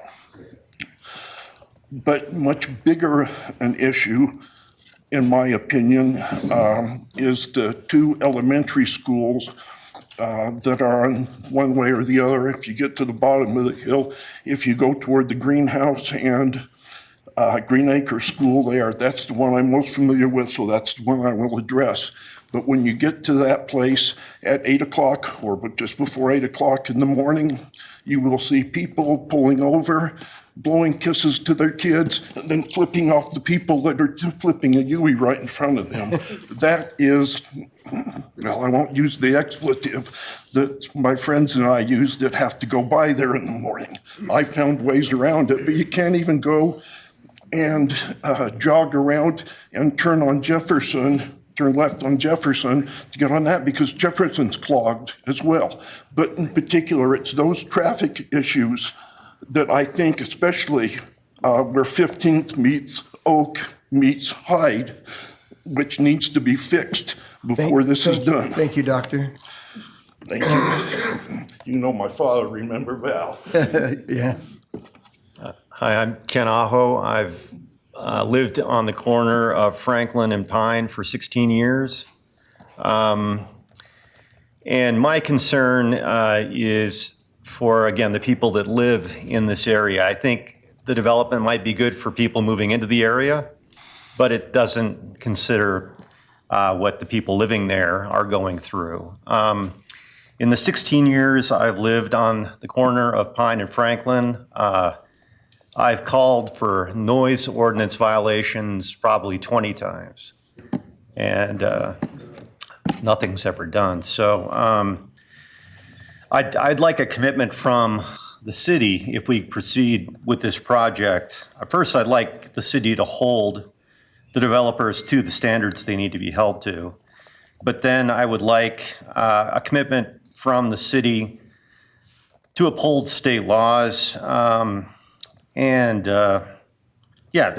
keep the traffic under control, get the police out where they need to be, and make sure that the citizens that live there now are protected.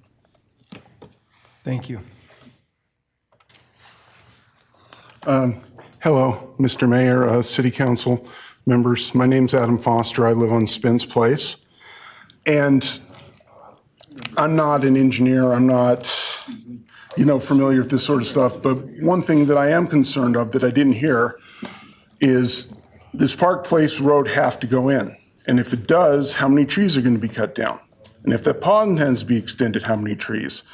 Because again, just my layman's eye, as I drive by there every day, if you make that into a full-time road, that little dirt road into, a city, however, a proper, legal road, then Ammon Park is going to be reduced. The city will still own it. I confess, I don't know the exact boundary lines either, so I hope I'm not, stepping on anybody's toes saying this. But you put in that road, Ammon Park will be changed. Every night, there's either families or couples coming up Ammon. They go in there right about dark, maybe a little bit late, the autumn hour. And if it's possible to build that apartment building without putting in Park Place Road, let them build the apartment building. Let them build the biggest, ugliest apartment building within the city code. Just leave the park alone. I've attended both hearings and I haven't seen exactly how Ammon Park will be altered. But if you put in that road, it will be altered. And right now, the part that, again, just from the layman's eye, that looks like would be altered is the only real shade in that park that's on the lower part, the west side. I hope I'm getting that, right. Because otherwise you go up, there's a few trees up here, by the sledding hill, and a few trees there. But the only real shade for activities is down in the area that may be opened and maybe not. And me and my family have lived on Spence Place for 30 plus years. I've never seen that thing even halfway full. And we've had a lot of weather. Unless a hurricane is coming through, and knock on wood for that, we never know. But just please, whatever you do not build Park Place Road. We do not want those neighborhoods connected. We do not want that traffic. And maybe I'm a bit presumptuous saying we, but maybe we'll change it to I. I don't want that traffic. And the person, I think either the person before me or a couple of people before me who were talking about Hyde and Pine, right now it's okay because there's not much traffic. You get enough traffic in there, there's going to be accidents because that thing just is not built for mass traffic because you have the two turns essentially in the same area. Anyway, thank you for your time. Thank you.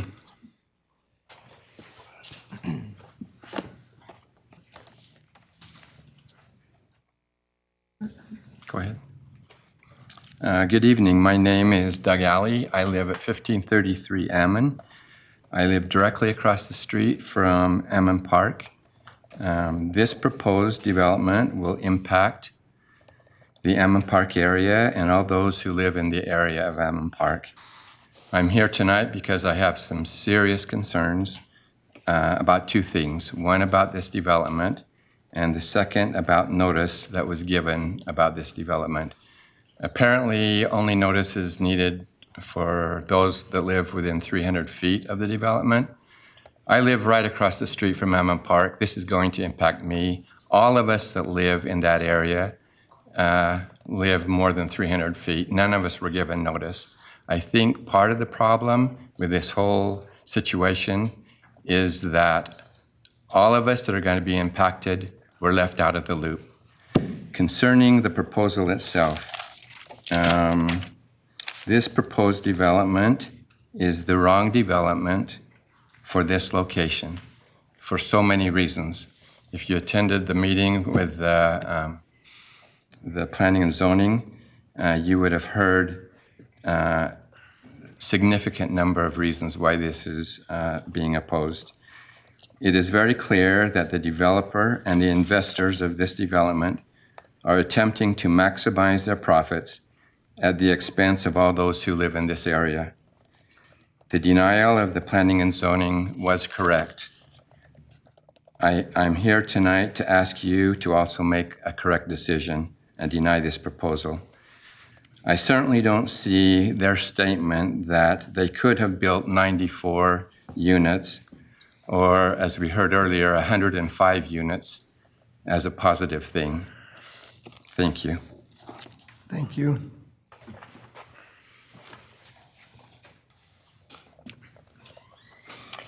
Larry Smith, I live at 1666 Homer Drive. And I guess first of all is I'd like, my wife and I are totally against this. Mainly just like everybody else is saying, traffic. The traffic is going to be dumped into Ammon because I drove up on Lakeview and all this. Most of that traffic is going to end up going to Ammon. I don't see any way around that. So I just don't see how having a stop sign at Hyde and Ammon, or even on Jane and Hyde, is going to solve anything. Because people, just like it's been stated, people slide through that intersection at Ammon and Hyde. I've seen it quite a few times. But I just, and then you dump it all into Jefferson Street. It's not built for all this traffic. It's already inadequate now. Being the money for the intersection at Alameda Road was moved somewhere. I don't know where it went to. But, and then the distance notification, nobody was notified. If you look at that 300 foot, the park takes up all of it, the interstate takes up all of it, and then apartments. So nobody was really notified on Ammon. And then I just don't know the need for all these apartments that we're building all over this city. Especially when we've got businesses closing and leaving town. Thank you. Thank you. Good evening, City Council and Mayor Blad. My name's Heidi Stifler. I live at 1543 Ammon, directly across from the park. I came here with some things I wanted to say tonight, but after listening to the comments from the developers, from what I heard on June 12th or 10th, the zoning and planning meeting, things are a very different view tonight. We were told at that meeting that they were going to be apartments with possible people having the option to buy if they wanted to, but the majority of them were going to be apartments, and that the clubhouse was actually going to be the rental office. So tonight, coming before you, it's a very different story than what was told last month. And that concerns me. That makes me think of the integrity, what is really going on. And then it almost feels like a threat. Will you either support this, or we will build 96 apartments and you'll have nothing to say about it, which really disturbs me. I was going to talk about the beautiful neighborhood that it is, which it is, and how I would not be opposed, my husband would not be opposed, to some single family homes, maybe even as many as 20 or 30. but fit the neighborhood that we're in. Appreciate the neighborhood we've built up. And I live in the house I grew up in. My grandparents built the house in 1957. My son lives at 1690 Ammon. My other son lives at 1682 Homer. They're twins. They're directly across the street from each other. They wanted to be close to family and close to people they grew up with. And to now come in and hear that now they're going to be beautiful townhouses, where last month it was going to be primarily apartments, really has me bothered. So that is all I'd like to say. Thank you. Thank you. City Council members, Mayor, my name is Ken Tennant. I live at 1357 Lakeview Drive on one of the main drives that would be connected.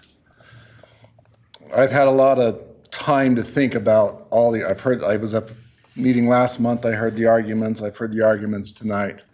To me, it comes down to really two numbers, 84 or 96, or even, as mentioned a minute ago, 105. For me, the biggest problem with this is there's just too many, okay? You take that number, you can tie it to traffic, you can tie it to schools, you can tie it to other things that's going to impact. They're going to be building up there. That's great. However, the number of access points into that general area are not going to change. There's not going to be a new access in there. That means it's going to clog up what's already there. I heard the stats last month. A car or two every minute to 2 minutes. That's still too much. I have kids. Heaven forbid that they go play in the front yard, even with that kind of a traffic load. So to me, this all ties back to that number. Now, if they want to come in and say, we need to develop and we'll go 40, 45, sure, I'm all for that. I think that area needs to be developed. I think it'd be great for homes. I think it'd be great for locations, but not as townhomes, not 86. Not 94 apartments or 105, whatever they think they can get away with. That's my concern, is that number right there. What does that number have an impact on? And it has an impact on everything. If the city has other plans to put more access points, like I said, it's fantastic. If they've got more ways that we can help alleviate, put in better safety roads, safety precautions, safety signs, fine. But again, you got to be able to accommodate that for 86 new homes. And it's not just homes. If every home on average has 2 vehicles, which most of us do, you're looking at 167, almost 170 vehicles. And then you throw in family activities and other things that they want to be able to do to be able to offer, so that it's going to be a congestion nightmare. Holidays, graduations, special events, things like that. So it's not just an 86 townhomes. If it was 40, fantastic. If it was single family units, fantastic. I think that would be great. So thank you. Thank you.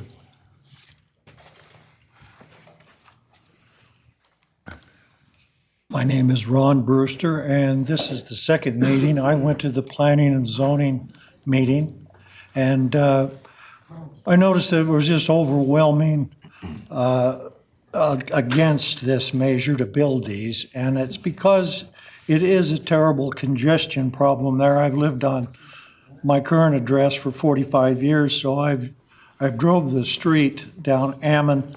It's the only access that we have up onto the hill, and I live on Charles Place. So, but all of this traffic is constantly flushing down this small street, Ammon, and it hits down there on Hyde. Somebody has alluded to that earlier, but it really is a problem because it plugs up down at Green Acres School, as Rick was mentioning earlier. You go the other way, Jefferson's already a mess. It needs to be much more efficient. And it's like this whole thing, by adding 85 new units in there, we already are trying to absorb the ones that they build at the top of the hill on Ammon, and then to the very top of Ammon, there's even more. And so we're dealing with all this added traffic. And then on the other side of the hill, they've got the Elm Street and Lander, and all of that is accumulating more and more traffic into the Green Acres area. It's just not equipped to handle all of this heavy population, in my estimation. And like I can say, I can only go by how many years I've lived there and the traffic I put up with. And in the wintertime, I think it just gets downright dangerous because it's a sloping hill and there is a lot more traffic, slippery conditions with school children walking and pedestrians and just all of these things together. I just don't see it as a positive. I would like, however, see that area improved, but with not multi-unit apartments to that degree. I would maybe see, a very limited amount of homes and maybe a few townhouses, duplexes, but something within order and within reason. Because that street and the whole area, I don't know about sewer and all of the other things, but that is handling just that much more on an already well-built area in there. And so thank you. Thank you. My name is Brent Lohman, and I'm from 1369 James Street. And I can't tell you the number of times I've damn near got hit backing out of my driveway because people, a lot of times young kids that go to the park and then because it's downhill, they speed. And they come around Jane, and I had to stop any number of times backing out of my driveway in order not to get hit. Now, that's just one thing, but I'm telling you, traffic. That area would be best served if it were mainly a park, and the whole idea of putting a lot of people up in there, they're coming down Jane or Ammon, you're just asking for problems. You're just asking for problems. And I think that you will find out, if you agree with this, that you made the wrong decision. Because I think maybe, like they said, a few small places up there, that would be nice to develop it, but not massive development. I look at this and I can't even imagine the amount of traffic coming out. And if it was bad before, it's going to be worse now, or when this thing occurs, if you allow it to occur. I can't imagine it being better. Thank you. Thank you. Hi, Mr. Mayor, members of the council. My name's Kurt Whitaker. I live 309 feet away from the development, I have been told by the city. Just a couple of factual matters. People have mentioned that what will be the purpose of these units. In the PUD on page 3, it says specifically that these will be rentals for the foreseeable future. So they will not be sold to individual buyers, at least if the PUD is followed as currently stated. I also just would like to respond to Mr. Hawks. I am more than happy to talk with him. I met with the city planners in the fall. They specifically told me to my face that I would be apprised of the developments with this project because I was concerned about the zoning change that took place in 2023. No one ever informed me of anything. I discovered by accident in June that this development was going forward, and so I have contacted my neighbors. Mr. Hawk said that I had a social media presence. I invite anyone to look up my name on Twitter or on Facebook. You will find I have about half a dozen connections. I really do not know how to use social media. My knowledge of that form is pretty much nil, but I am connected with my neighbors because we have been shut out of this process for the last 2 years. The zoning was changed in February of 2023 with the community knowing nothing about it. The planning and zoning staff places tiny signs, 1.5 by 2 feet in size, 150 feet from the road where no one will see them with nothing specific on them.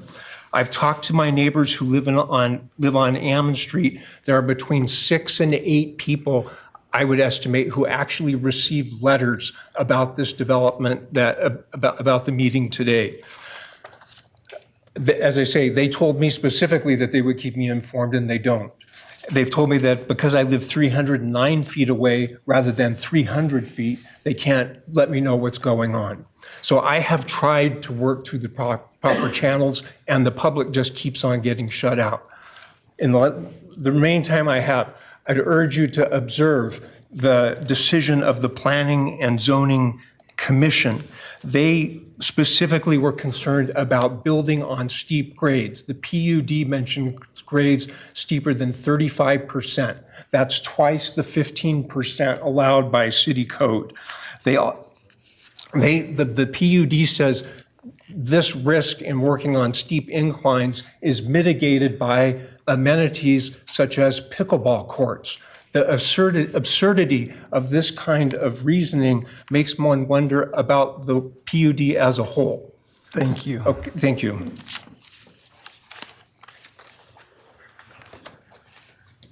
My name's Julene Graff. I live on Charles Place. I was not even going to speak, but I think one thing that nobody has addressed here is that Ammon Park is a park where all of the children in the neighborhood come and play. And if you build Lakeview right next to that park and increase all this traffic, right now we have block sledding that happens during the summer. You've got downhill sledding during the winter, and Ammon Street is packed with people when school is out, when we have a great snowfall.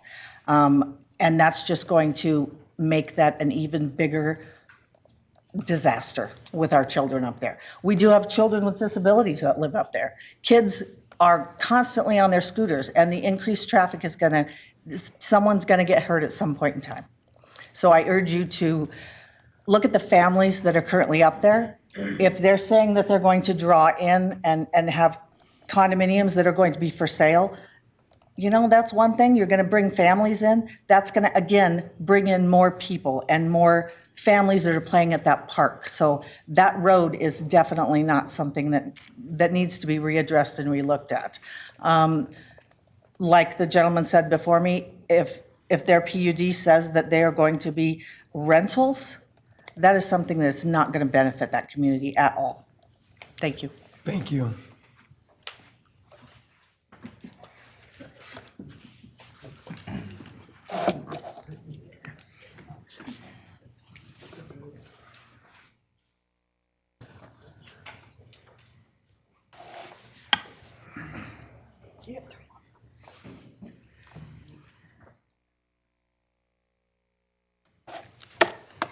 Good evening, Mayor, City Council.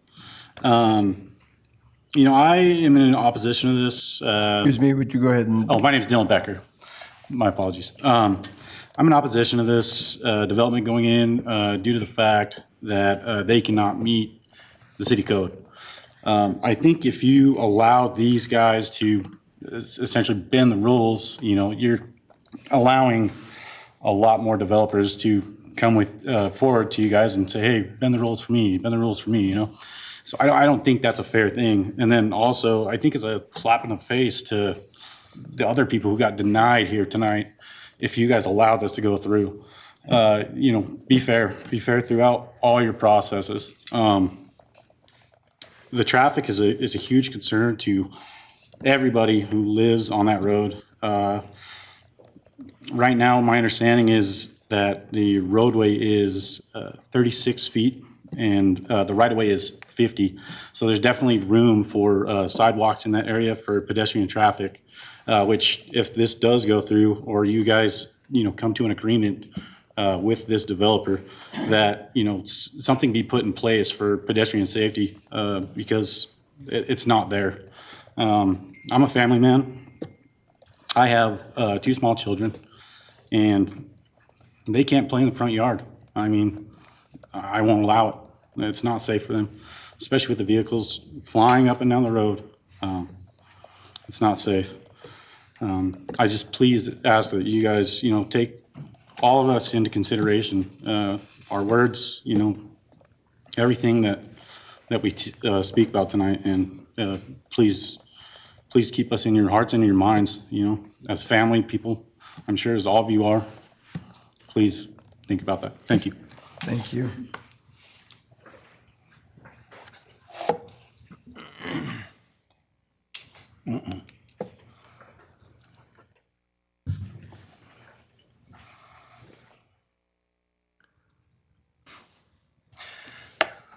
Good evening, folks. I'm Dave Gardner. I live on Lakeview. And everybody wants to talk about the traffic on Ammon. I want to talk about the traffic on Lakeview. I've had my mailbox taken out 3 times.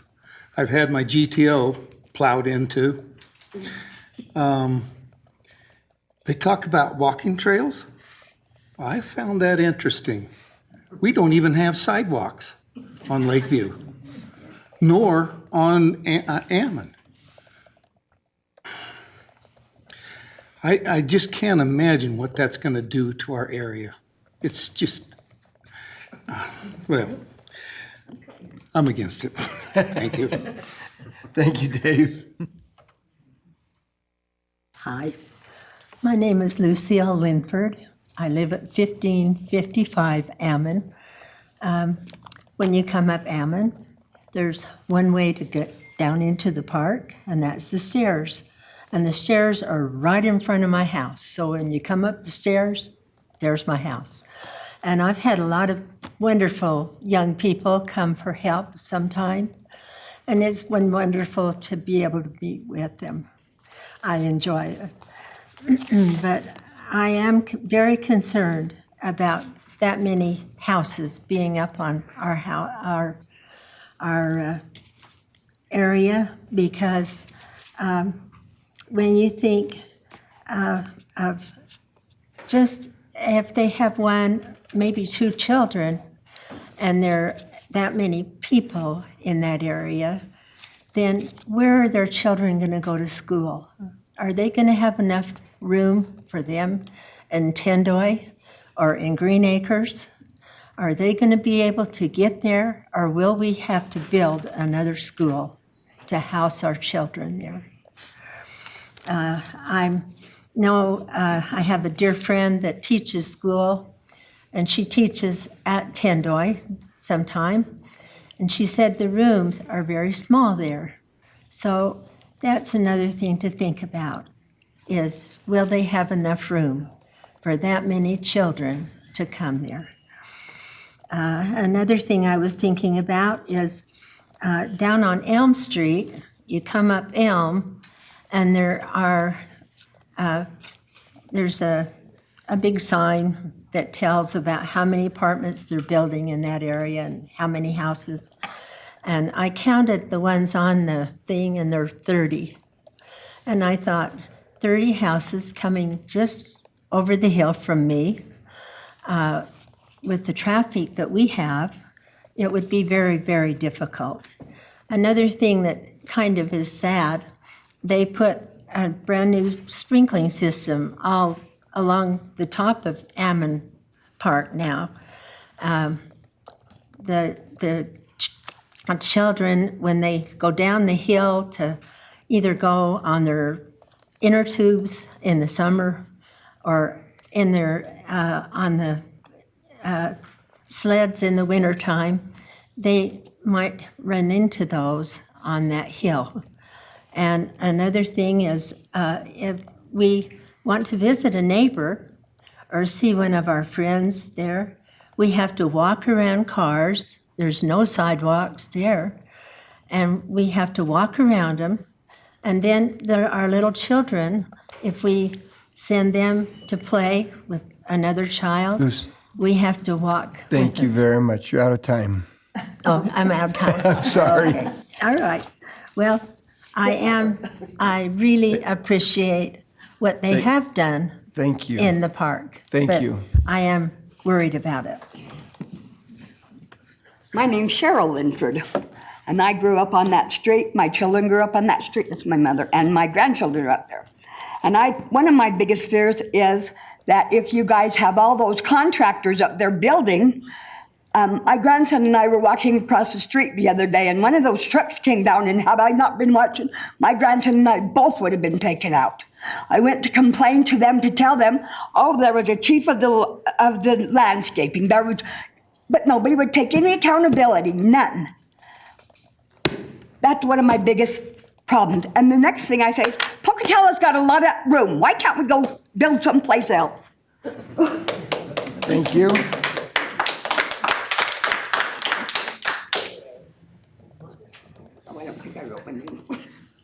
You can grab that and write it now. Sorry.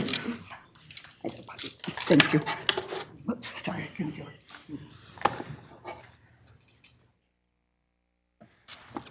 Ready? Mr. Mayor, Council, thank you for this opportunity. I wrote a letter, and so I think I'll just let you read that, but I wanted to say a couple of things. I feel tonight... I'm sorry, would you state your I'm name? Pat Farmer. Thank you. I'm sorry. My name is Pat Farmer, and I should say that my family, the Spidells, have lived on Ammon Street since 1957, when my parents built the house. So I've been on that, and my husband and I now live in that house. We've seen it come and go, and I guess I want to know how many pets, beloved pets, and even children are going to get hit. Coming down, we've had many pets killed from neighbors, from the traffic. My own brother was almost killed on that street a couple of times just from the traffic, and it's just getting worse. But I wanted to say that I feel a little bit gut punched tonight because we all came to the planning and zoning meeting, and I don't recall, I must have been asleep. I didn't hear about a Plan B. And so I'm a little worried about that this is going to happen. It sounds like whether we like it or not. So I do encourage you to really look and honor the Planning and Zoning Committee that you have. They did a good job. They were very thorough. We went till 10:30 at night, I think, with them listening and really discussing. I think that's their purpose, is to set that stage for you so you know what to do. I encourage you to follow the code. If they just get a slight little allowance, then maybe somebody else will want a slight little allowance too. I really don't think that's a good idea. I want to tell you I agree with the people who have said let's decrease the amount of buildings up there. I know some of you've gone up and you've walked around up there and you've driven around. It really is mind-boggling to think of 84 or 86 units, 100 units in that one little 10-acre spot. So I just encourage you to follow the code. It's important. Make sure that the families who are there are respected. They said something about a team. There's no team in this. It sounds like it's already going to happen. And we're all going to be the recipients. A little more planning, and I agree. Apartments are all over town. And we encourage people to come into our wonderful community. I love living here. But it's just not going to look like what you all think. Ammon Park is going to be destroyed. Thank you. Thank you.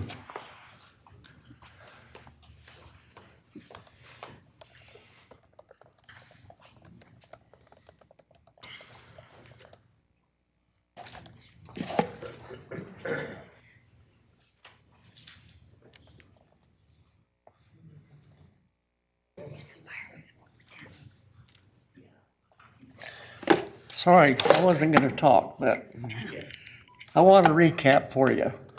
I'm retired fire department. I'm sorry. I'm Steve Erickson, 127 Charles Place.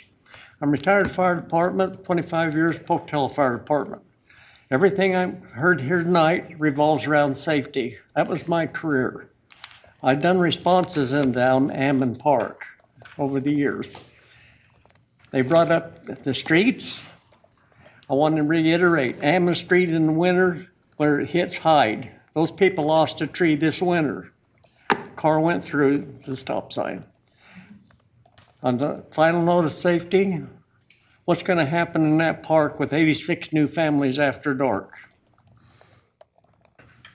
Thank you. Thank you.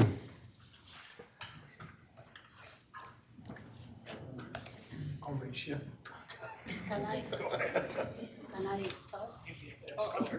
If you're opposed to it, you're welcome to speak. Okay. My name is Selva Worley. I live very close to that area. When my children were young, I used to take them there to play. I have friends that also live on Ammon Street and some of the other streets. And now I have grandchildren, and my kids, they take their children there. As a Cub Scout leader, then I was a Cub Scout leader for many years, I used to take my Cub Scouts to that park because it was small and it was easy to have so many fun activities like many of the residents mentioned. I feel that it was a safe place for the community, but I think let's be true about this. Let's be honest, especially with the developer. Then they try to portray that, oh, I was from here, from Idaho. I care about the community. Then we're going to make this pond bigger. You're going to make the pond bigger because it is convenience to you, not because it's needed. Because I talked to the residents in 30 years, they didn't have any issues, maybe a couple of times, but and also the city of Pocatello, if they really care about also that community, why you guys didn't do anything about that pond? You think that it was risky to the community. So please be honest. Here, what is happening is that it's about money. You guys want to develop that. It doesn't matter what the community that lives there. I'm sorry, would you speak to us here? Thank The you. developer doesn't care about the community in Amor Park. They only care about profits. And that's they're going to stick as many townhouses there. And this idea that, oh, if we don't build that, we could have built apartments. Really? So what does it mean here for you, mayor, and you, councilman? You care less about what the communities think, what the citizens, they don't have rights? Those people that have lived for so many years in that area, their opinion doesn't count, their safety doesn't count? I find it really offensive, and I find it that it's like you are tyrants. I mean, look at that. The Zoning and Planning Commission already determined for all the reasons that the residents spoke. They say, yeah, we don't agree. We don't want to give permission to the developer to do those townhouses. And you guys now are acting like, okay, now we are the gods, then we have to decide. I think that there's enough reason for you to please consider what the members of the Amon Park community are saying and stop just acting like we are doing a favor to listen to you and maybe they're listening to the developer like they are, oh, we're doing a favor to Pocatello. No, you are not. You just want to make profits. That's the fact. Thank you. Thank you.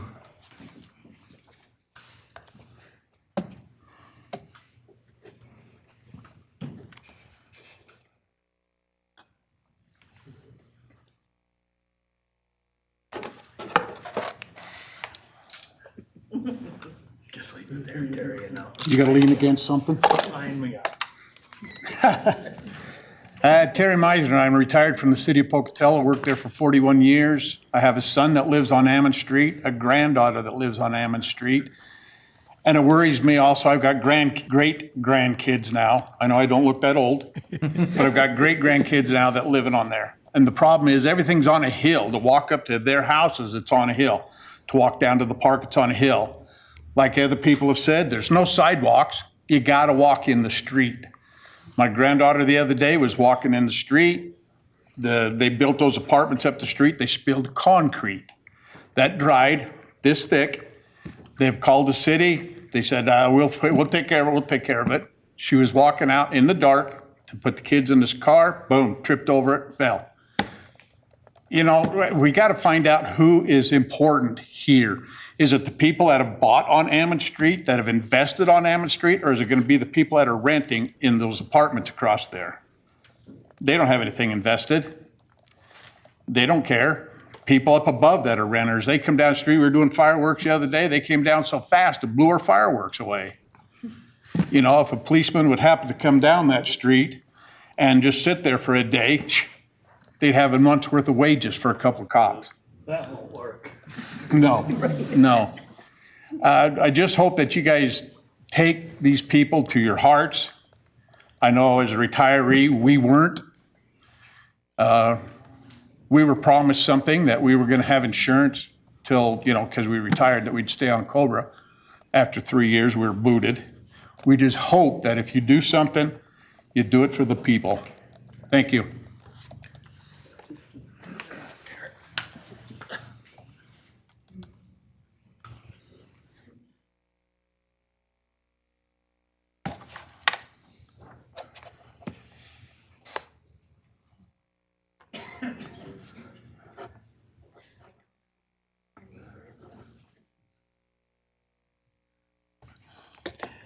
My name's Tom Valentine.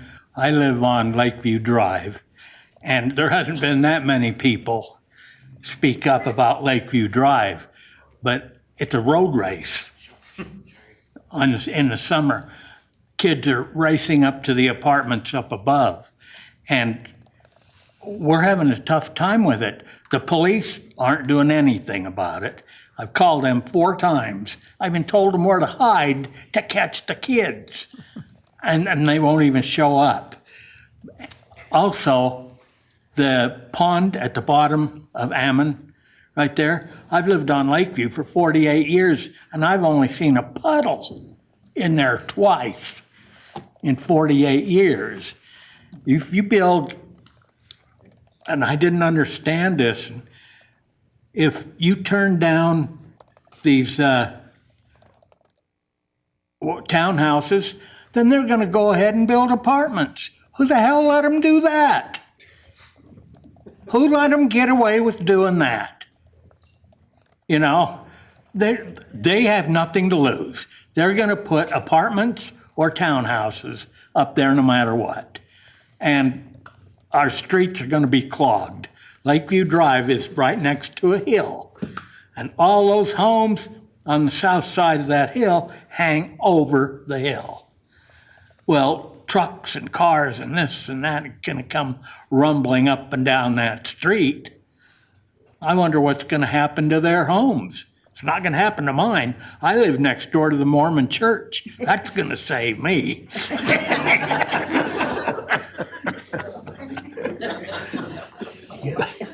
But clearly, the traffic is going to be horrendous. Those streets are old. At Hyde and Lakeview, where you have to turn to go over to Poplar, is a dangerous turn.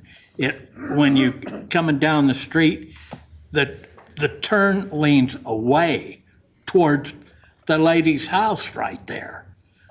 And I'm surprised that we haven't seen a car in there, you know, or off of the edge of the street for the speed these kids are going. But the place is already got cars lined up against the sidewalks and that because of all the people that live there. Now you're adding all these other people that are going to live up above, going to crowd down. They're not all going to go down Ammon. They're going to shoot down Lakeview Drive because it's a nice straight shot down, and everybody's going to have to go to Hyde or to the stoplight there at Pine. That's a bottleneck right now. Thank you, Tom. Thank you. Okay. Any others?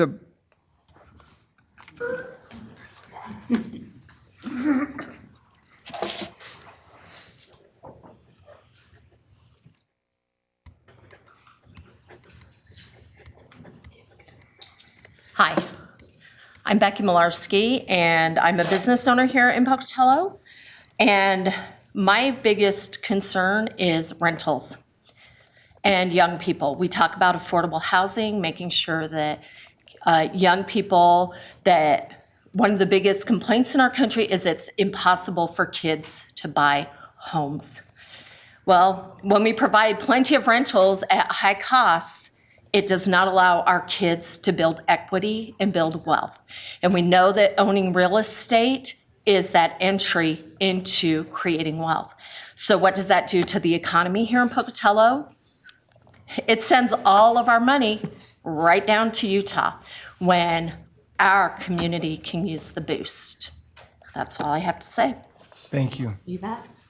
Are there any others opposed to the application? Okay.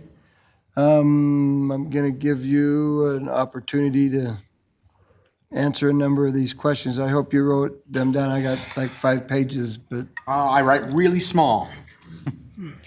Let's see. Joel Dixon, Knudsen Engineering. Just get a second to collect myself.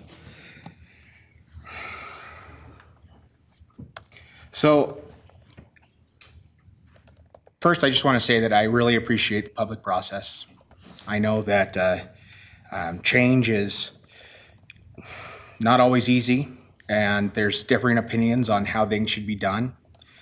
One thing to consider is that every development in the town was at one point the newest development. And in this area, this is probably going to be one of the last, where the last little piece of infill development in this area. hearing a lot about the traffic safety and about the existing problems. Definitely, I can empathize with that. I live on a large collector right next to a school zone. I'm a father of a special needs child, and I have similar concerns. We don't play in our front yard, but development is a right for the property owners. They have the right to do what they would like to do with their property.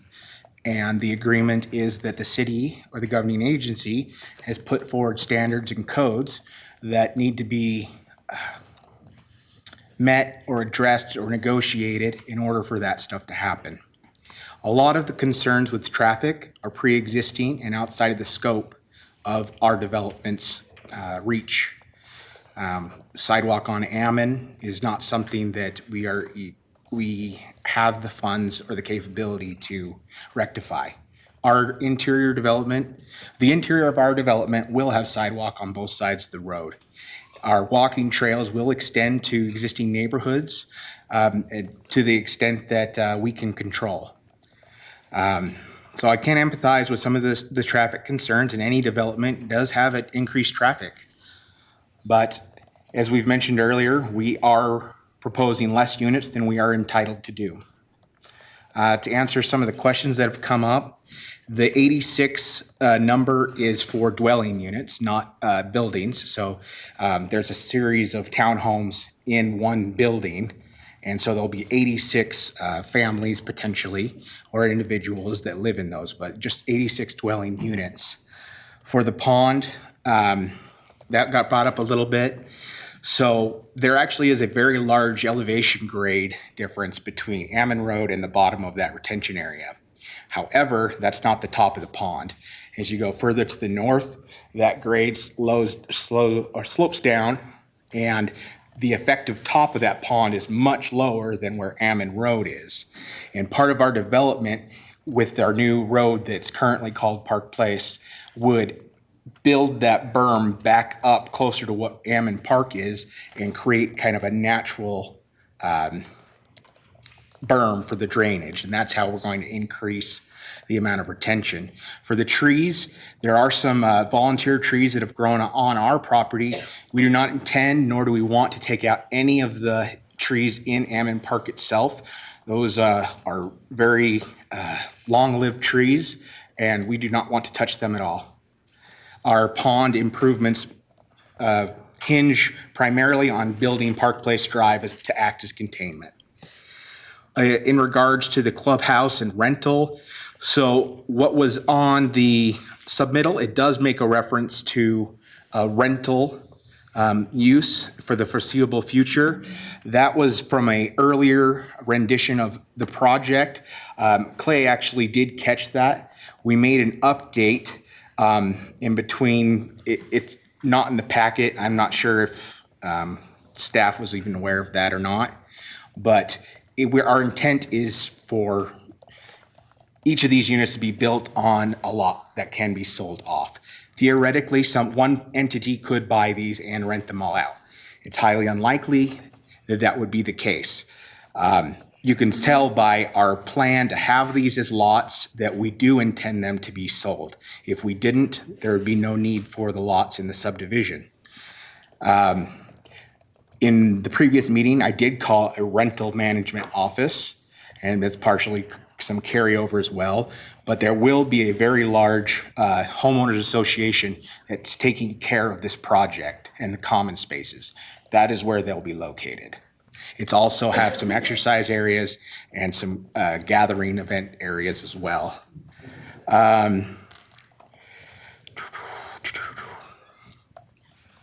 And then whether or not our project is in compliance.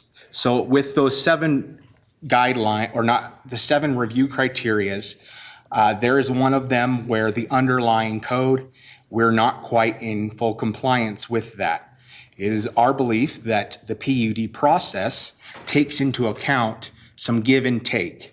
So from our stance, we are in compliance because the PUD allows give and take. The review criteria is exactly that. It's the criteria from which we're reviewing the project. And then the council and the planning and zoning have to decide if the project as proposed is in the community's best interest, with some give and take on both sides. Pedestrian safety, yes, we are actually improving that somewhat. Right now, across Ammon Park, where Park Place is going, it's not a controlled intersection. There's no handicap ramps, there's no striping. Park Place would install ADA accessible ramps, and we will be having a crosswalk. So an interior, we will have defined pedestrian and vehicle paths that are separate from each other, which would help within our development promote pedestrian safety. I would like to just finish out the time, and I'll have Clay kind of close up, but I'm just right there if you have questions for me after that, and I'd be more than happy to answer anything that you have. Hold on just a minute. You mentioned rentals, talked about somebody buying it all. Talked about the code, the compliance. You didn't mention anything about traffic. Is Meryl still here? I will have one comment on that part. Yes, traffic is a concern. It's not super recent, but it's newer than I am, about additional codes and requirements for traffic studies and statements. And the city has cutoffs for how many units are break points for, do we have to do a study? Do we not have to do a study? We fall below that cutoff for having to do an additional traffic study. So we have met all the requirements from the city as far as traffic goes. So, yeah. Okay, yes. Can I, just one thing that I wanted to address, I think wasn't touched on, and I believe it was for Mr. Foster. Park Place, the road, is not the gravel road that leads to Ammon Park. It will diverge pretty early, and that gravel road would stay in place. Is that correct? So right now, it's kind of just a dirt and gravel just yard. And what we're doing is we're going to create a public road right-of-way, which on the plan is called Park Place. Staff has suggested it just be called Lakeview Drive.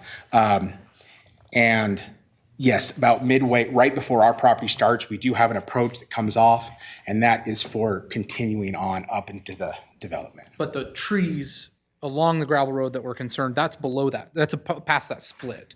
And those wouldn't be necessarily addressed. That gravel to the back parking lot by the pavilion stays in place. Okay. Yes, that's not being touched. That's well within. Okay, thank you. Okay, hold on. Yes, I don't know who is first, so go ahead. We'll go down the line. I just want to make sure that we're all very clear, because I heard a lot of, within the comments that we heard, use of the word apartments, townhomes, single-family homes, condos, many different terms. And I want to be really sure that I understand what the proposal is, that it's townhomes and not apartments. Is that correct? Very good question, and something I've mulled over a lot over the past few years. So different groups or different agencies have like different vocabulary. But for townhomes, my understanding for the city of Pocatello is that it is a unit that is owned or can be sold off and has a garage with zero, at least one of the sides have a zero lot setback, basically, where they're just right up against each other. Whereas for like an apartment or a fourplex, you can have a lower level, a top level, and they generally don't have attached garages. So we are townhomes, not condominiums. For a condominium, that is also something different. The person owns stuff inside the walls, but not anything like outside that. Can I just offer a clarification as part of the developer team as well? In a minute you can, yeah. Separately platted. Well, okay, go ahead. In fact, I'm sorry. I don't hear well either. Yeah, apparently, but go ahead. Finish come up here and finish your. Jeff Fox. These are separately platted lots, and they are absolutely townhomes for sale, not for rent. It's that simple. Okay. So, but they are attached buildings. We'll have some buildings with 7 units. It's one building, and there's a zero lot line between the buildings. But they're each individually separate platted lots, and the reason why we did it that way is so we could sell them. And they're townhomes for sale, not for rent. It's that simple. Yeah. And just Is that what to they call follow up moderate- on that. Moderate um, living? I'm sorry. Sorry, my understanding too, I used to own a townhome, and that was designated as a single-family home. So I think there's confusion, just because they're attached doesn't mean it's not a single-family home. But it's different than a detached single-family home. But it still does fall in that. That's another category. So duplexes Right. are single-family homes, but yes, they do share together, where ours has multiple row housing, Right. sometimes it's Right. called. But yeah, that's another classification. Right. So, but we are So townhomes.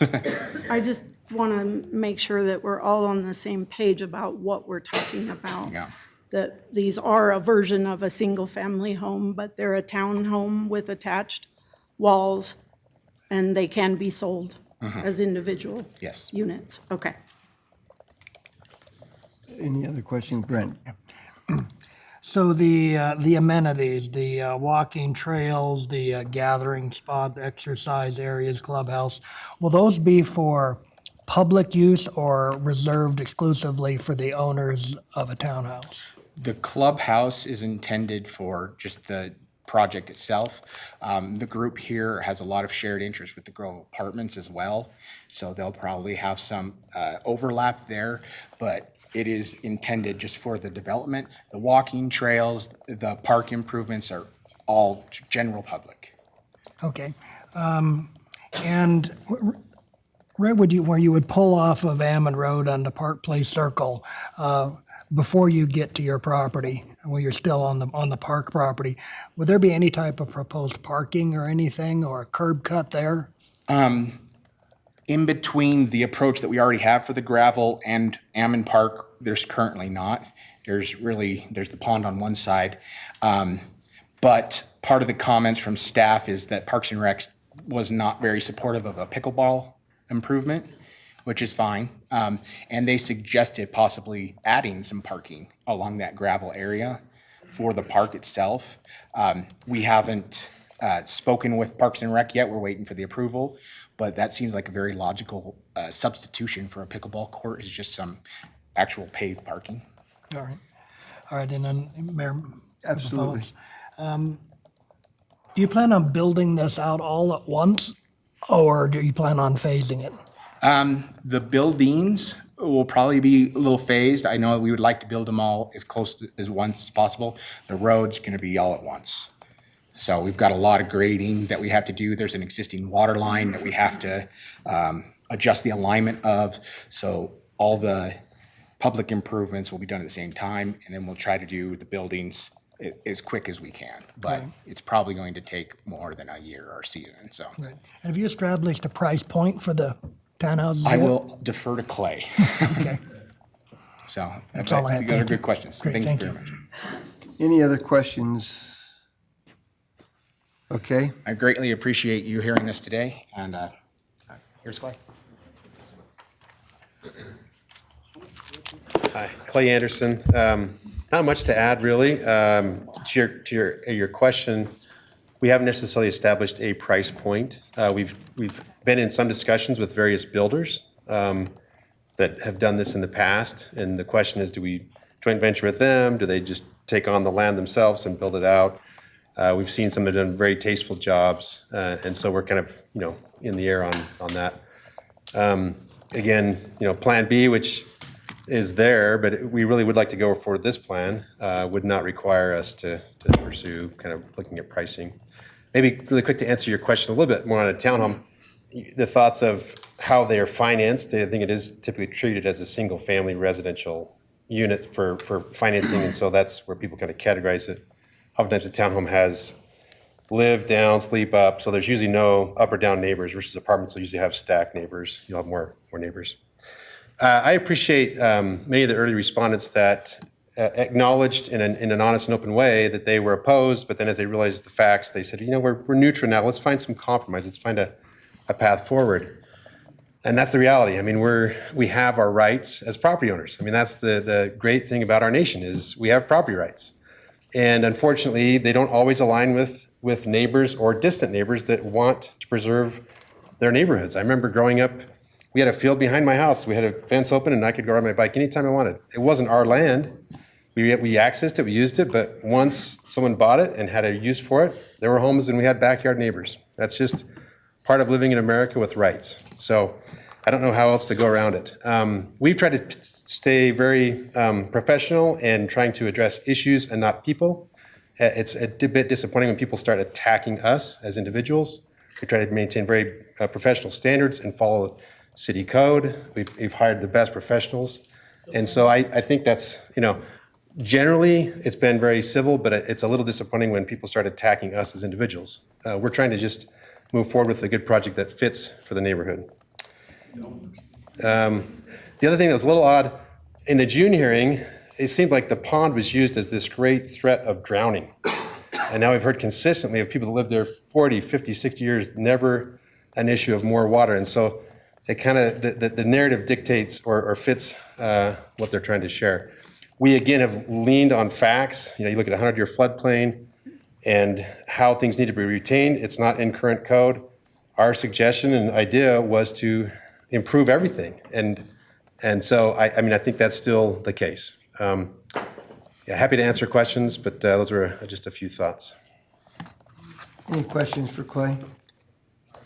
I kind of have one, Clay. I heard through the grapevine, and it's probably one of those things, that I'm an owner in this property. Am I an owner in any way? Because if I am, I want my check. Well, there's a agenda. There's something on the agenda that you could have your name at the park.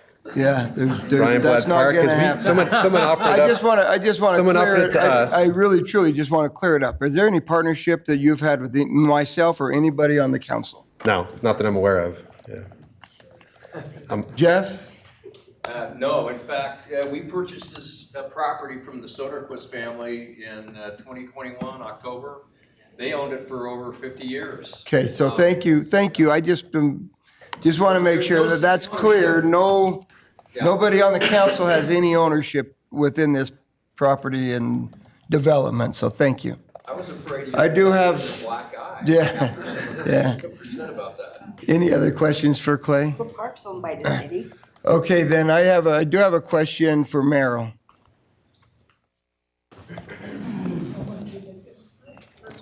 Isn't the park owned by the city? They're not messing with the park. Merrill, real quick, there's been a number of questions and concerns about traffic and the size of roads and stuff. Can you help me understand, are the roads built big enough to accommodate this? Are they too small? Are they, what concerns are there? For residential development, these roads are adequate for the traffic that is there and also to add more traffic. In doing the evaluation myself, and we'll follow through with their traffic evaluations, which comes out to be the same. For instance, on your AM and PM traffic counts, you add about 65 cars in that peak hour. And that's going to work or there. So that's in the AM and the PM. On Saturdays, we wrote that here and did some calculations with townhomes on Saturdays.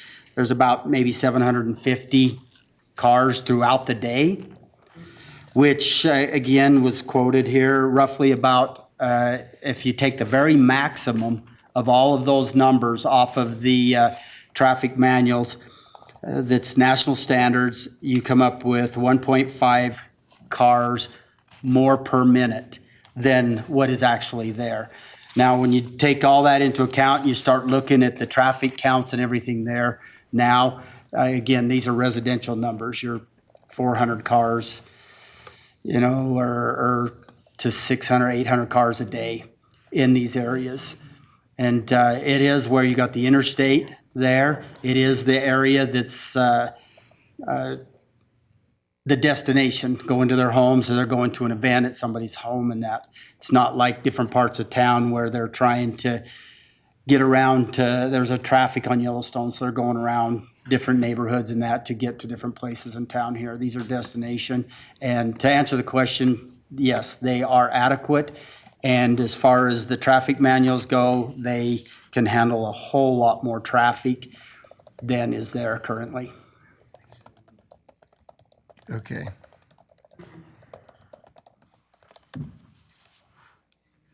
And those are national averages or national Or national standards?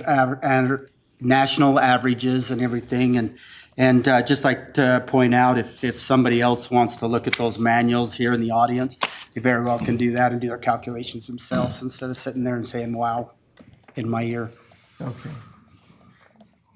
I'll follow up on that. So when you're referring to the roads, you're referring to the roads within the subdivision and Ammon and the ones that. And outside, even, Outside. we understand, Jefferson at times in their peak hours has some issues.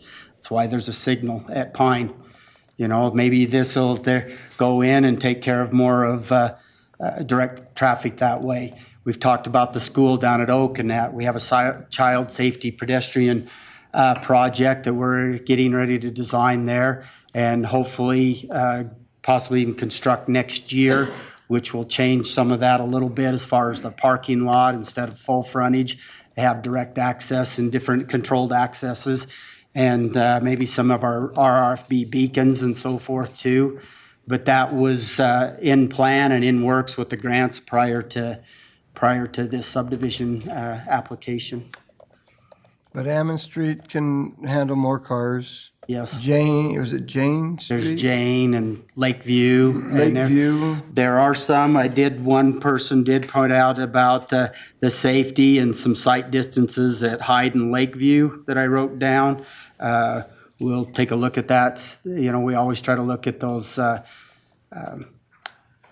sight distance triangles and so forth. So if there is something that can happen there, we'll see what we can do. There's no promises, but we will take a look at that. Okay.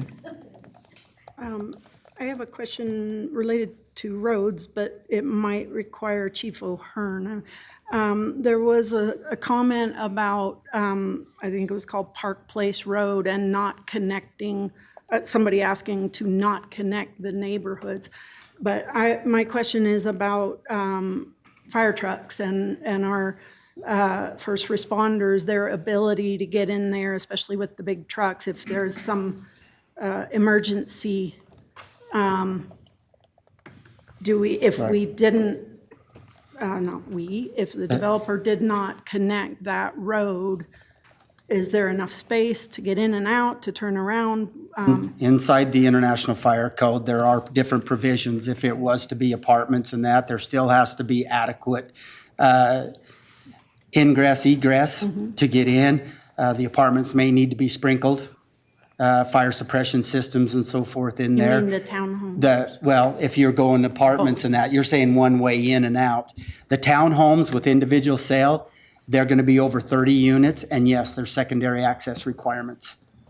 So sorry, I misunderstood. But yes, there is secondary requirements, and that's why when this development come forward, we're looking at the options and the improvements crossing the park at the bottom and doing those improvements to the PUD. We as staff did look at that and agreed that this would be the best options for that.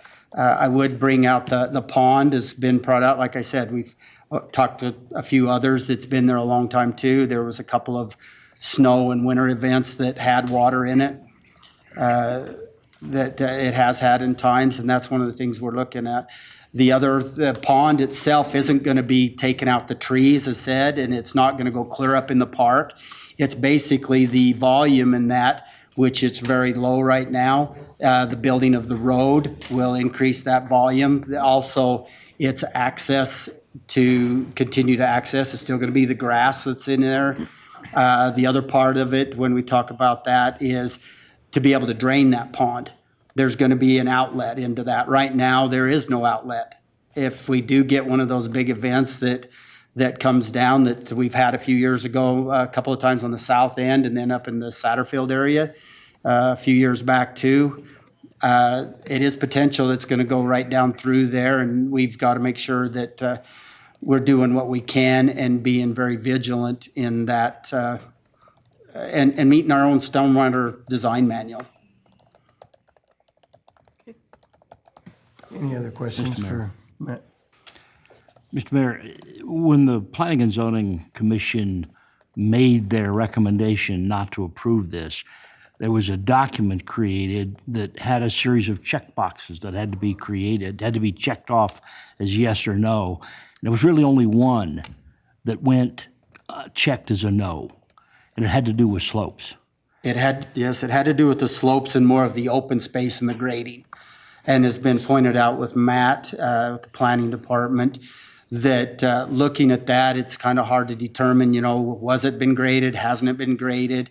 And especially Joel has pointed out the reason to have that decreased and that checkbox is to the slope of the road so that we can not have it at 8-10% all the way. Like Ammon Road, as you know, it is pretty steep, and it's been brought up, and yes, that has the inclination of people speeding more on those.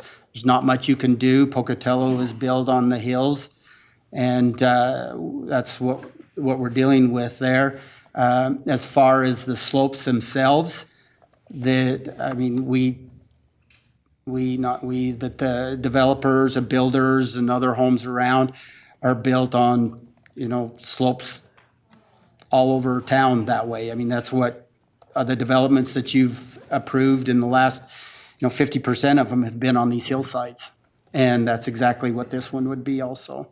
One of the points that would be of point of interest, if I may answer some of these other questions that's brought up. It's been brought up, that 86 units there. I would like to, some of the numbers we've done in PUDs and even some of the other developments in the last 2 to 3 years.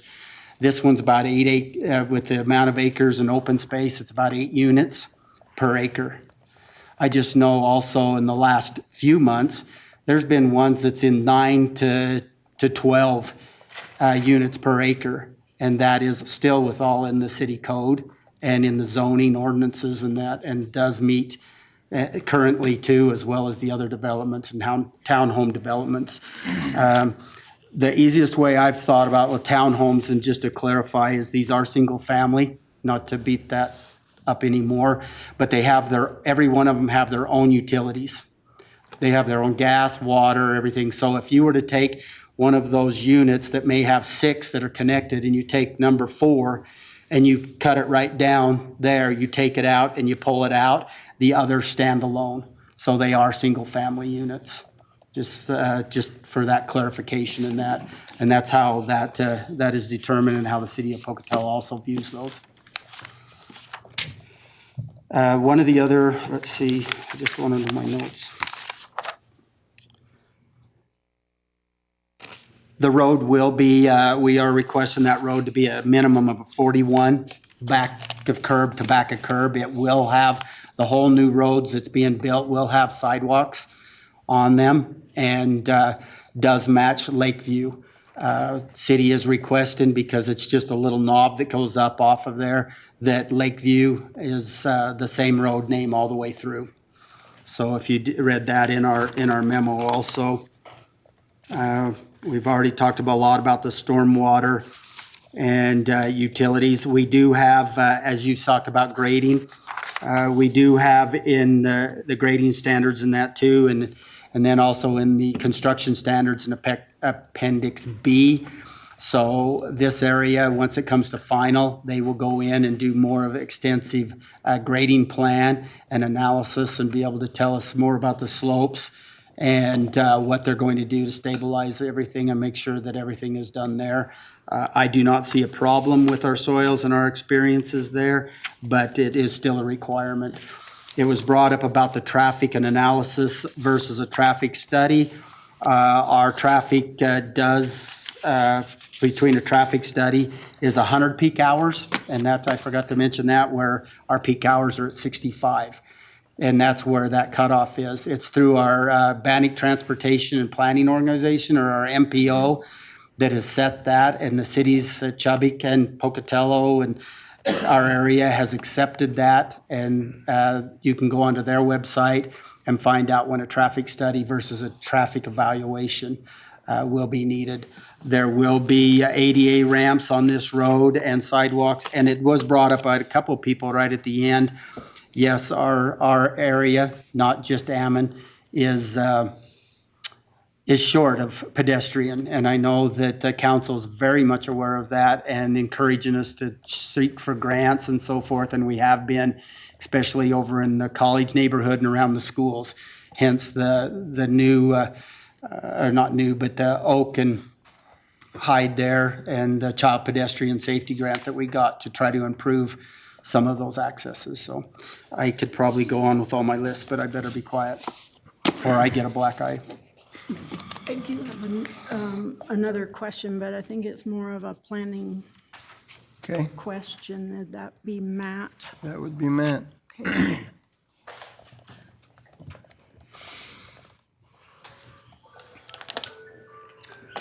Commission, Council. There's one thing I just want to clarify, because there's confusion over the Plan B, and we're just calling it that, or it's what it's been called tonight. But confusion over why that was never brought up before.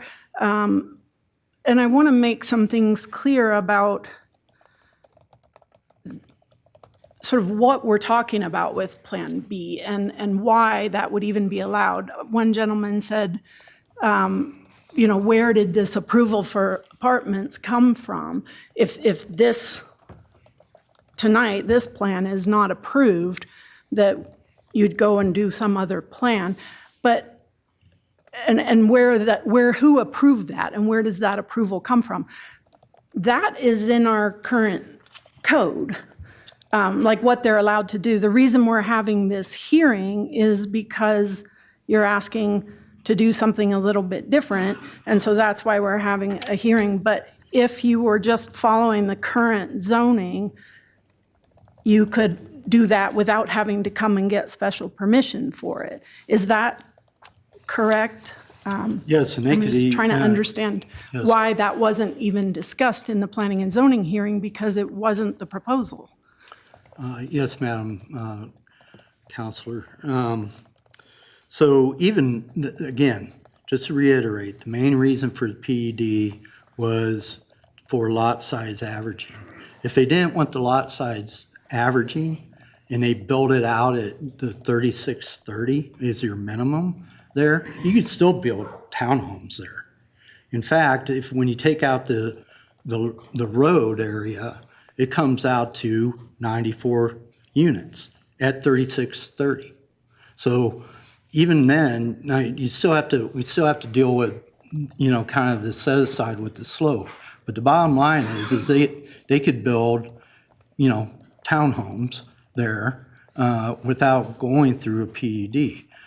The code also allows apartment units for up to 12 units per acre. And in my calculation, taking out, again, the set aside, if the exception wasn't granted for the hillside and so forth, my estimate is around 105 units there, maybe plus or minus. So you're correct in that they could build apartments there based on the zoning. It's zoned residential, medium density, multifamily. It allows those uses outright. But that wasn't brought up because that wasn't what was being proposed. So it's not some new surprise, it's just what the law or the current code allows for. And I may, without having my staff report in front of me, I may have even mentioned that in there. In that apartments are permitted outright. Okay. And I think connected to this is something that I'm guessing from a lot of the comments that we heard, that people don't necessarily understand. What our decision has to be based on is, the code and whether they meet that. And it's not just an arbitrary decision about whether we like a development or not. We have to look at whether it fits all the criteria. And the criteria that we've been talking about, and there was only one place where it didn't, but that is why you're going with the PUD. But it comes down to, and I think you mentioned this, the property owner has the right to develop their property. So some of the questions that we were getting were, why do we not, build these units somewhere else? But the problem there is this is the property that these people own, not somewhere else. So is that, I'm just looking at what is allowed by law is for, as long as property developers follow the code and follow all the rules, that they have the right to develop their property. This is a property rights state. Correct. Yes. Okay. As long as they meet the land use requirements, the land uses that are permitted, the PUD allows, again, for some flexibility in that. And I would just like to point, and I don't know what the council's, direction might be, decision and so forth, but if you go into my staff report, there are a number of conditions that are there. I would recommend that those be attached to that, and one of those deals with the issue of the request for some flexibility with regards to the slope. And that one is actually number 8 for the undisturbed area.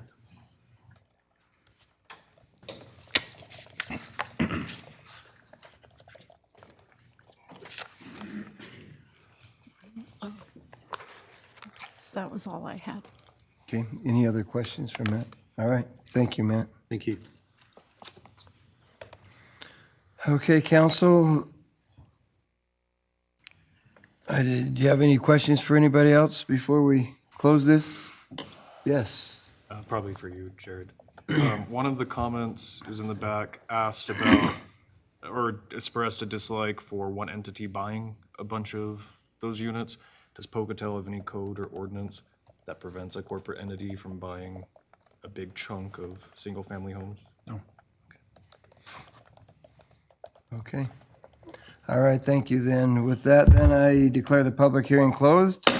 Council, this item's before you. How do you wish to proceed? Mr. Mayor? Yes. I'm 27 years old. I went to high school in Pocatello. A lot of my peers went to ISU, and while I did not, I chose to come home. And when I look at my peers, those of us who are fortunate enough to be in home ownership, own entry-level homes that were built prior to 1950. I live in a home that was built in 1940.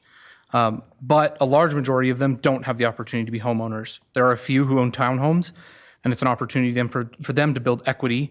And I see how their lives are drastically different than the juggle of those of my peers who are trying to rent and find a stable place here in Pocatello.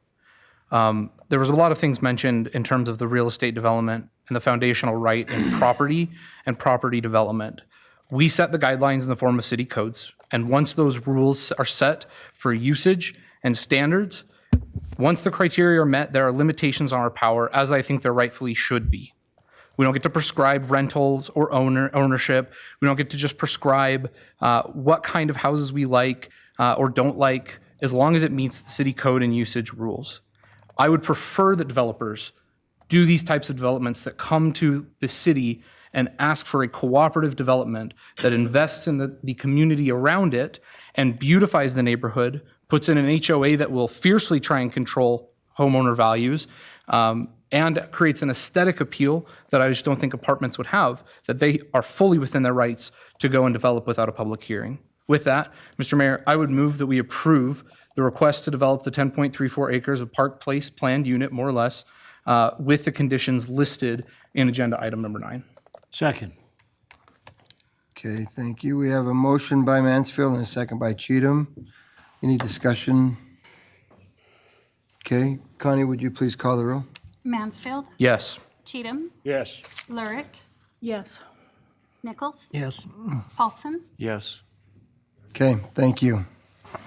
Thank you very much. Thank you for your patience with us as we work through that. We'll move to agenda item number 10, is a reconsideration request, Park Place preliminary plat. Should we take a second? We're going to go ahead and take a break. Yeah, we'll go ahead and take a break for a few minutes and be back, council. Thanks for joining us after the break for our special city council meeting. We'll go ahead and continue on agenda item number 10 is reconsideration request, Park Place preliminary plat. Council may wish to consider a reconsideration request application submitted by CMJ Holdings, LLC, represented by Knudsen Engineering, appealing the decision of the Planning and Zoning Commission, which denied the preliminary plat application for Park Place Townhomes following a public hearing held on June 12, 2024.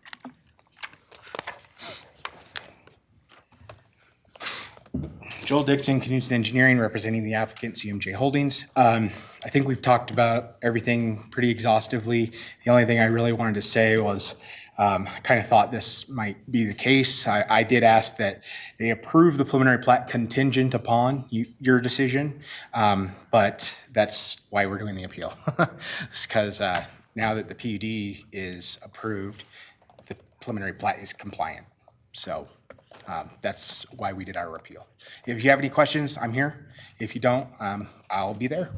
Okay. All right, any questions? No. Okay, no questions. All right, Thank you. Any questions? Do we, Mayor? yes. I make a motion to approve agenda item number 10 as outlined. Second. Okay, I have a motion by Councilmember Paulson and a second by Mansfield. Connie, could you please call the roll? Paulson, Yes. Mansfield. Yes. Cheatham, Yes. Lurick, Yes. Nichols, Yes. Thank you. Agenda item 11, airport lease agreement renewals and resolutions. Council may wish to approve the following airport. I'm sorry. Well, what? Hold on. I just realized we need to go back to 10 for just a second. Okay, we're going to back up to 10. Joel got excited. The motion was to approve the agenda item, but I think it needs to be clarified that the agenda item is actually the reconsideration. So if the motion could be clarified to say whether you're granting the preliminary plat application or upholding the denial. Okay, I'll revise it. So make a motion to approve agenda item number 10's reconsideration request as outlined. So in that approval of that agenda item, are you granting the reconsideration request or upholding the denial? Sorry, I know it seems. Okay, I make a motion to grant the reconsideration request for agenda item number 10 as outlined. Perfect, thank you very much. Second. We still have so we have a new motion. The motion was made by Councilmember Paulson. It was still seconded by Councilmember Mansfield. Connie, could you please call the roll? Paulson, Yes. Mansfield. Yes. Cheatham, Yes. Lurick, Yes. Nichols, Yes. Okay, thank you. Okay, now, agenda item 11, airport lease agreement renewals and resolutions. Council may wish to approve the following airport lease agreement and adopt corresponding resolutions for property at the airport and authorizing the mayor's signature on all applicable documents. A, McNabb Grain, approximately 8.38 acres of property for the purpose of grain storage. The rental rate will be $815.60 per month, and the term will be 15 years. B, Cruiser Industrial Coatings, approximately 16,150 square feet of warehouse space and 22,500 square feet of outdoor storage for the purpose of cold storage of business equipment. The rental rate will be $2,117.40 per month, and the term will be five years. Both rental rates will increase annually according to the CPI, which with a full review in 2026 and every 5 years thereafter. Mr. Mayor, Yes. I would move for approval of the airport lease agreements and adopting the corresponding resolutions for the items, agenda item 11A and B, authorizing your signature on all applicable documents. Second, I'd like a question of our airport manager. Thank you. We have a motion by Mansfield and a second by Cheatham, and we have a question for the airport manager.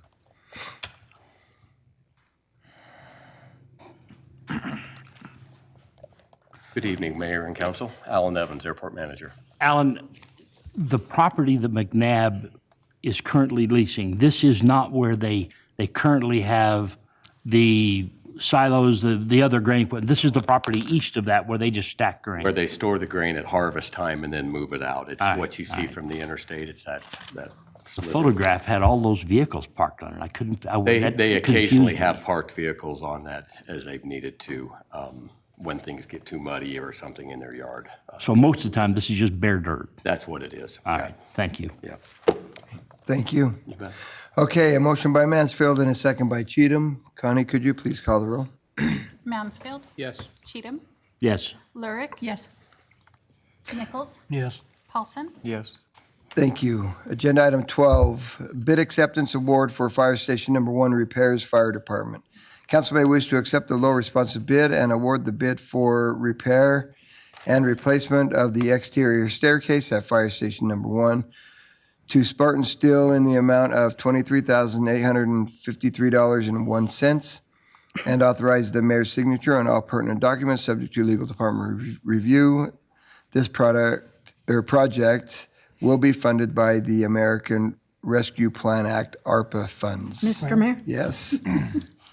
Go ahead. Brent, go ahead. Oh, okay. I move to approve agenda item number 12 as listed. Second. Oh, Linda, I thought you were going to do it.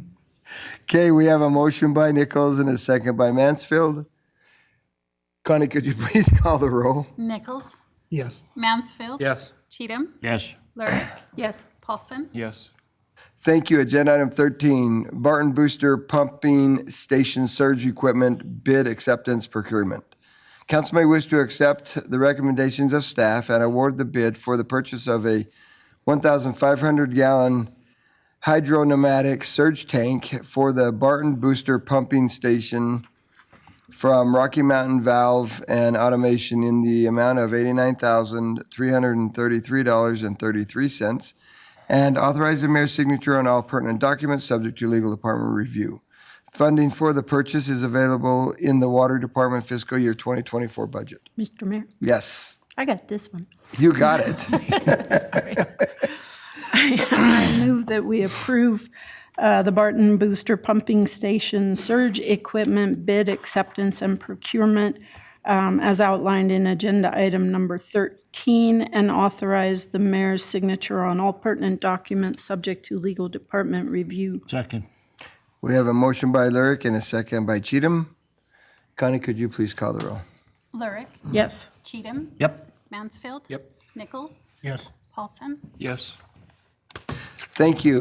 We'll move to agenda item 14, items from the audience. This time it's been set aside to hear items from the audience not listed on the agenda. Items which appear somewhere else on the agenda will not be discussed at this time. The council is not allowed to take any official action at this meeting on matters brought forward under this agenda item. Items will either be referred to the appropriate staff or scheduled on a subsequent agenda. You must sign in at the start of the meeting in order to be recognized. As a reminder, there's 15 minutes total and 3 minutes per speaker. And we have one speaker, it's Idaho Law. Can't find that sheet. It ain't been a long night, huh?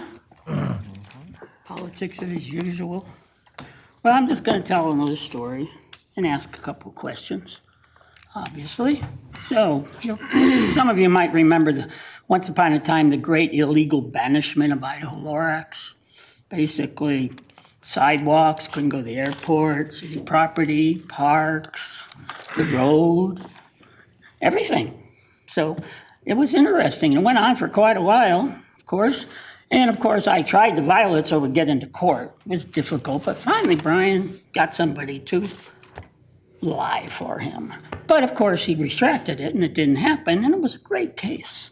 All my rights were upheld because all my rights were in violation. And so, basically, that's why I haven't been banned for a long time. It's called double jeopardy if you try it again, which we'll talk about. So anyways, that was the great banishment. And of course, I'm not the only one that tried to banish here or did. We still use those little things saying it's private property and I just don't like you, so I banish you. not just cause, not any reason. So basically, we got another issue growing in our community because, yes, I am doing what I do, saving lives all over the country. And some people don't want to deal with that.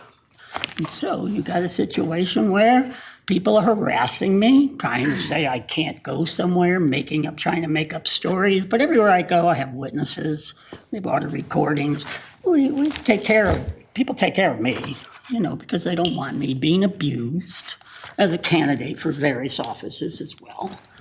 So here we are again, it's one of them just started with belligerence and drinking in a public place, a library property, street property, and of course Lookout Park, which of course my credit union was involved with money so you could have that. But then you go and after that issue of just trying to find out how somebody was doing a question and all that sequence, with being drunk and lying and just upset because I don't know why. So anyways, I got sort of illegally banned again. And then it went farther because Stephanie Pelagi jumps into the picture and the Civitans jump into the picture. Of course, again, this is still under the auspices of the city. So illegal banishment, double jeopardy, those are kind of issues we have to discuss and deal with things, especially when people have to give a reason eventually why you're that, unless it's all about prejudice, or maybe from the pride parade thing. Maybe I'm gay. Maybe that's why they, banned me. I know nobody really banned me there that anybody knows about because I was Okay, working thank there you and very everything. much. Thank you, Idaho. I'm sorry, I forgot to get to my question, Brian. I'll get it next time. Thank you very much. Thank you. It's been a long day, everybody. Thank Yes, you for it your has. attendance. With that, we are adjourned.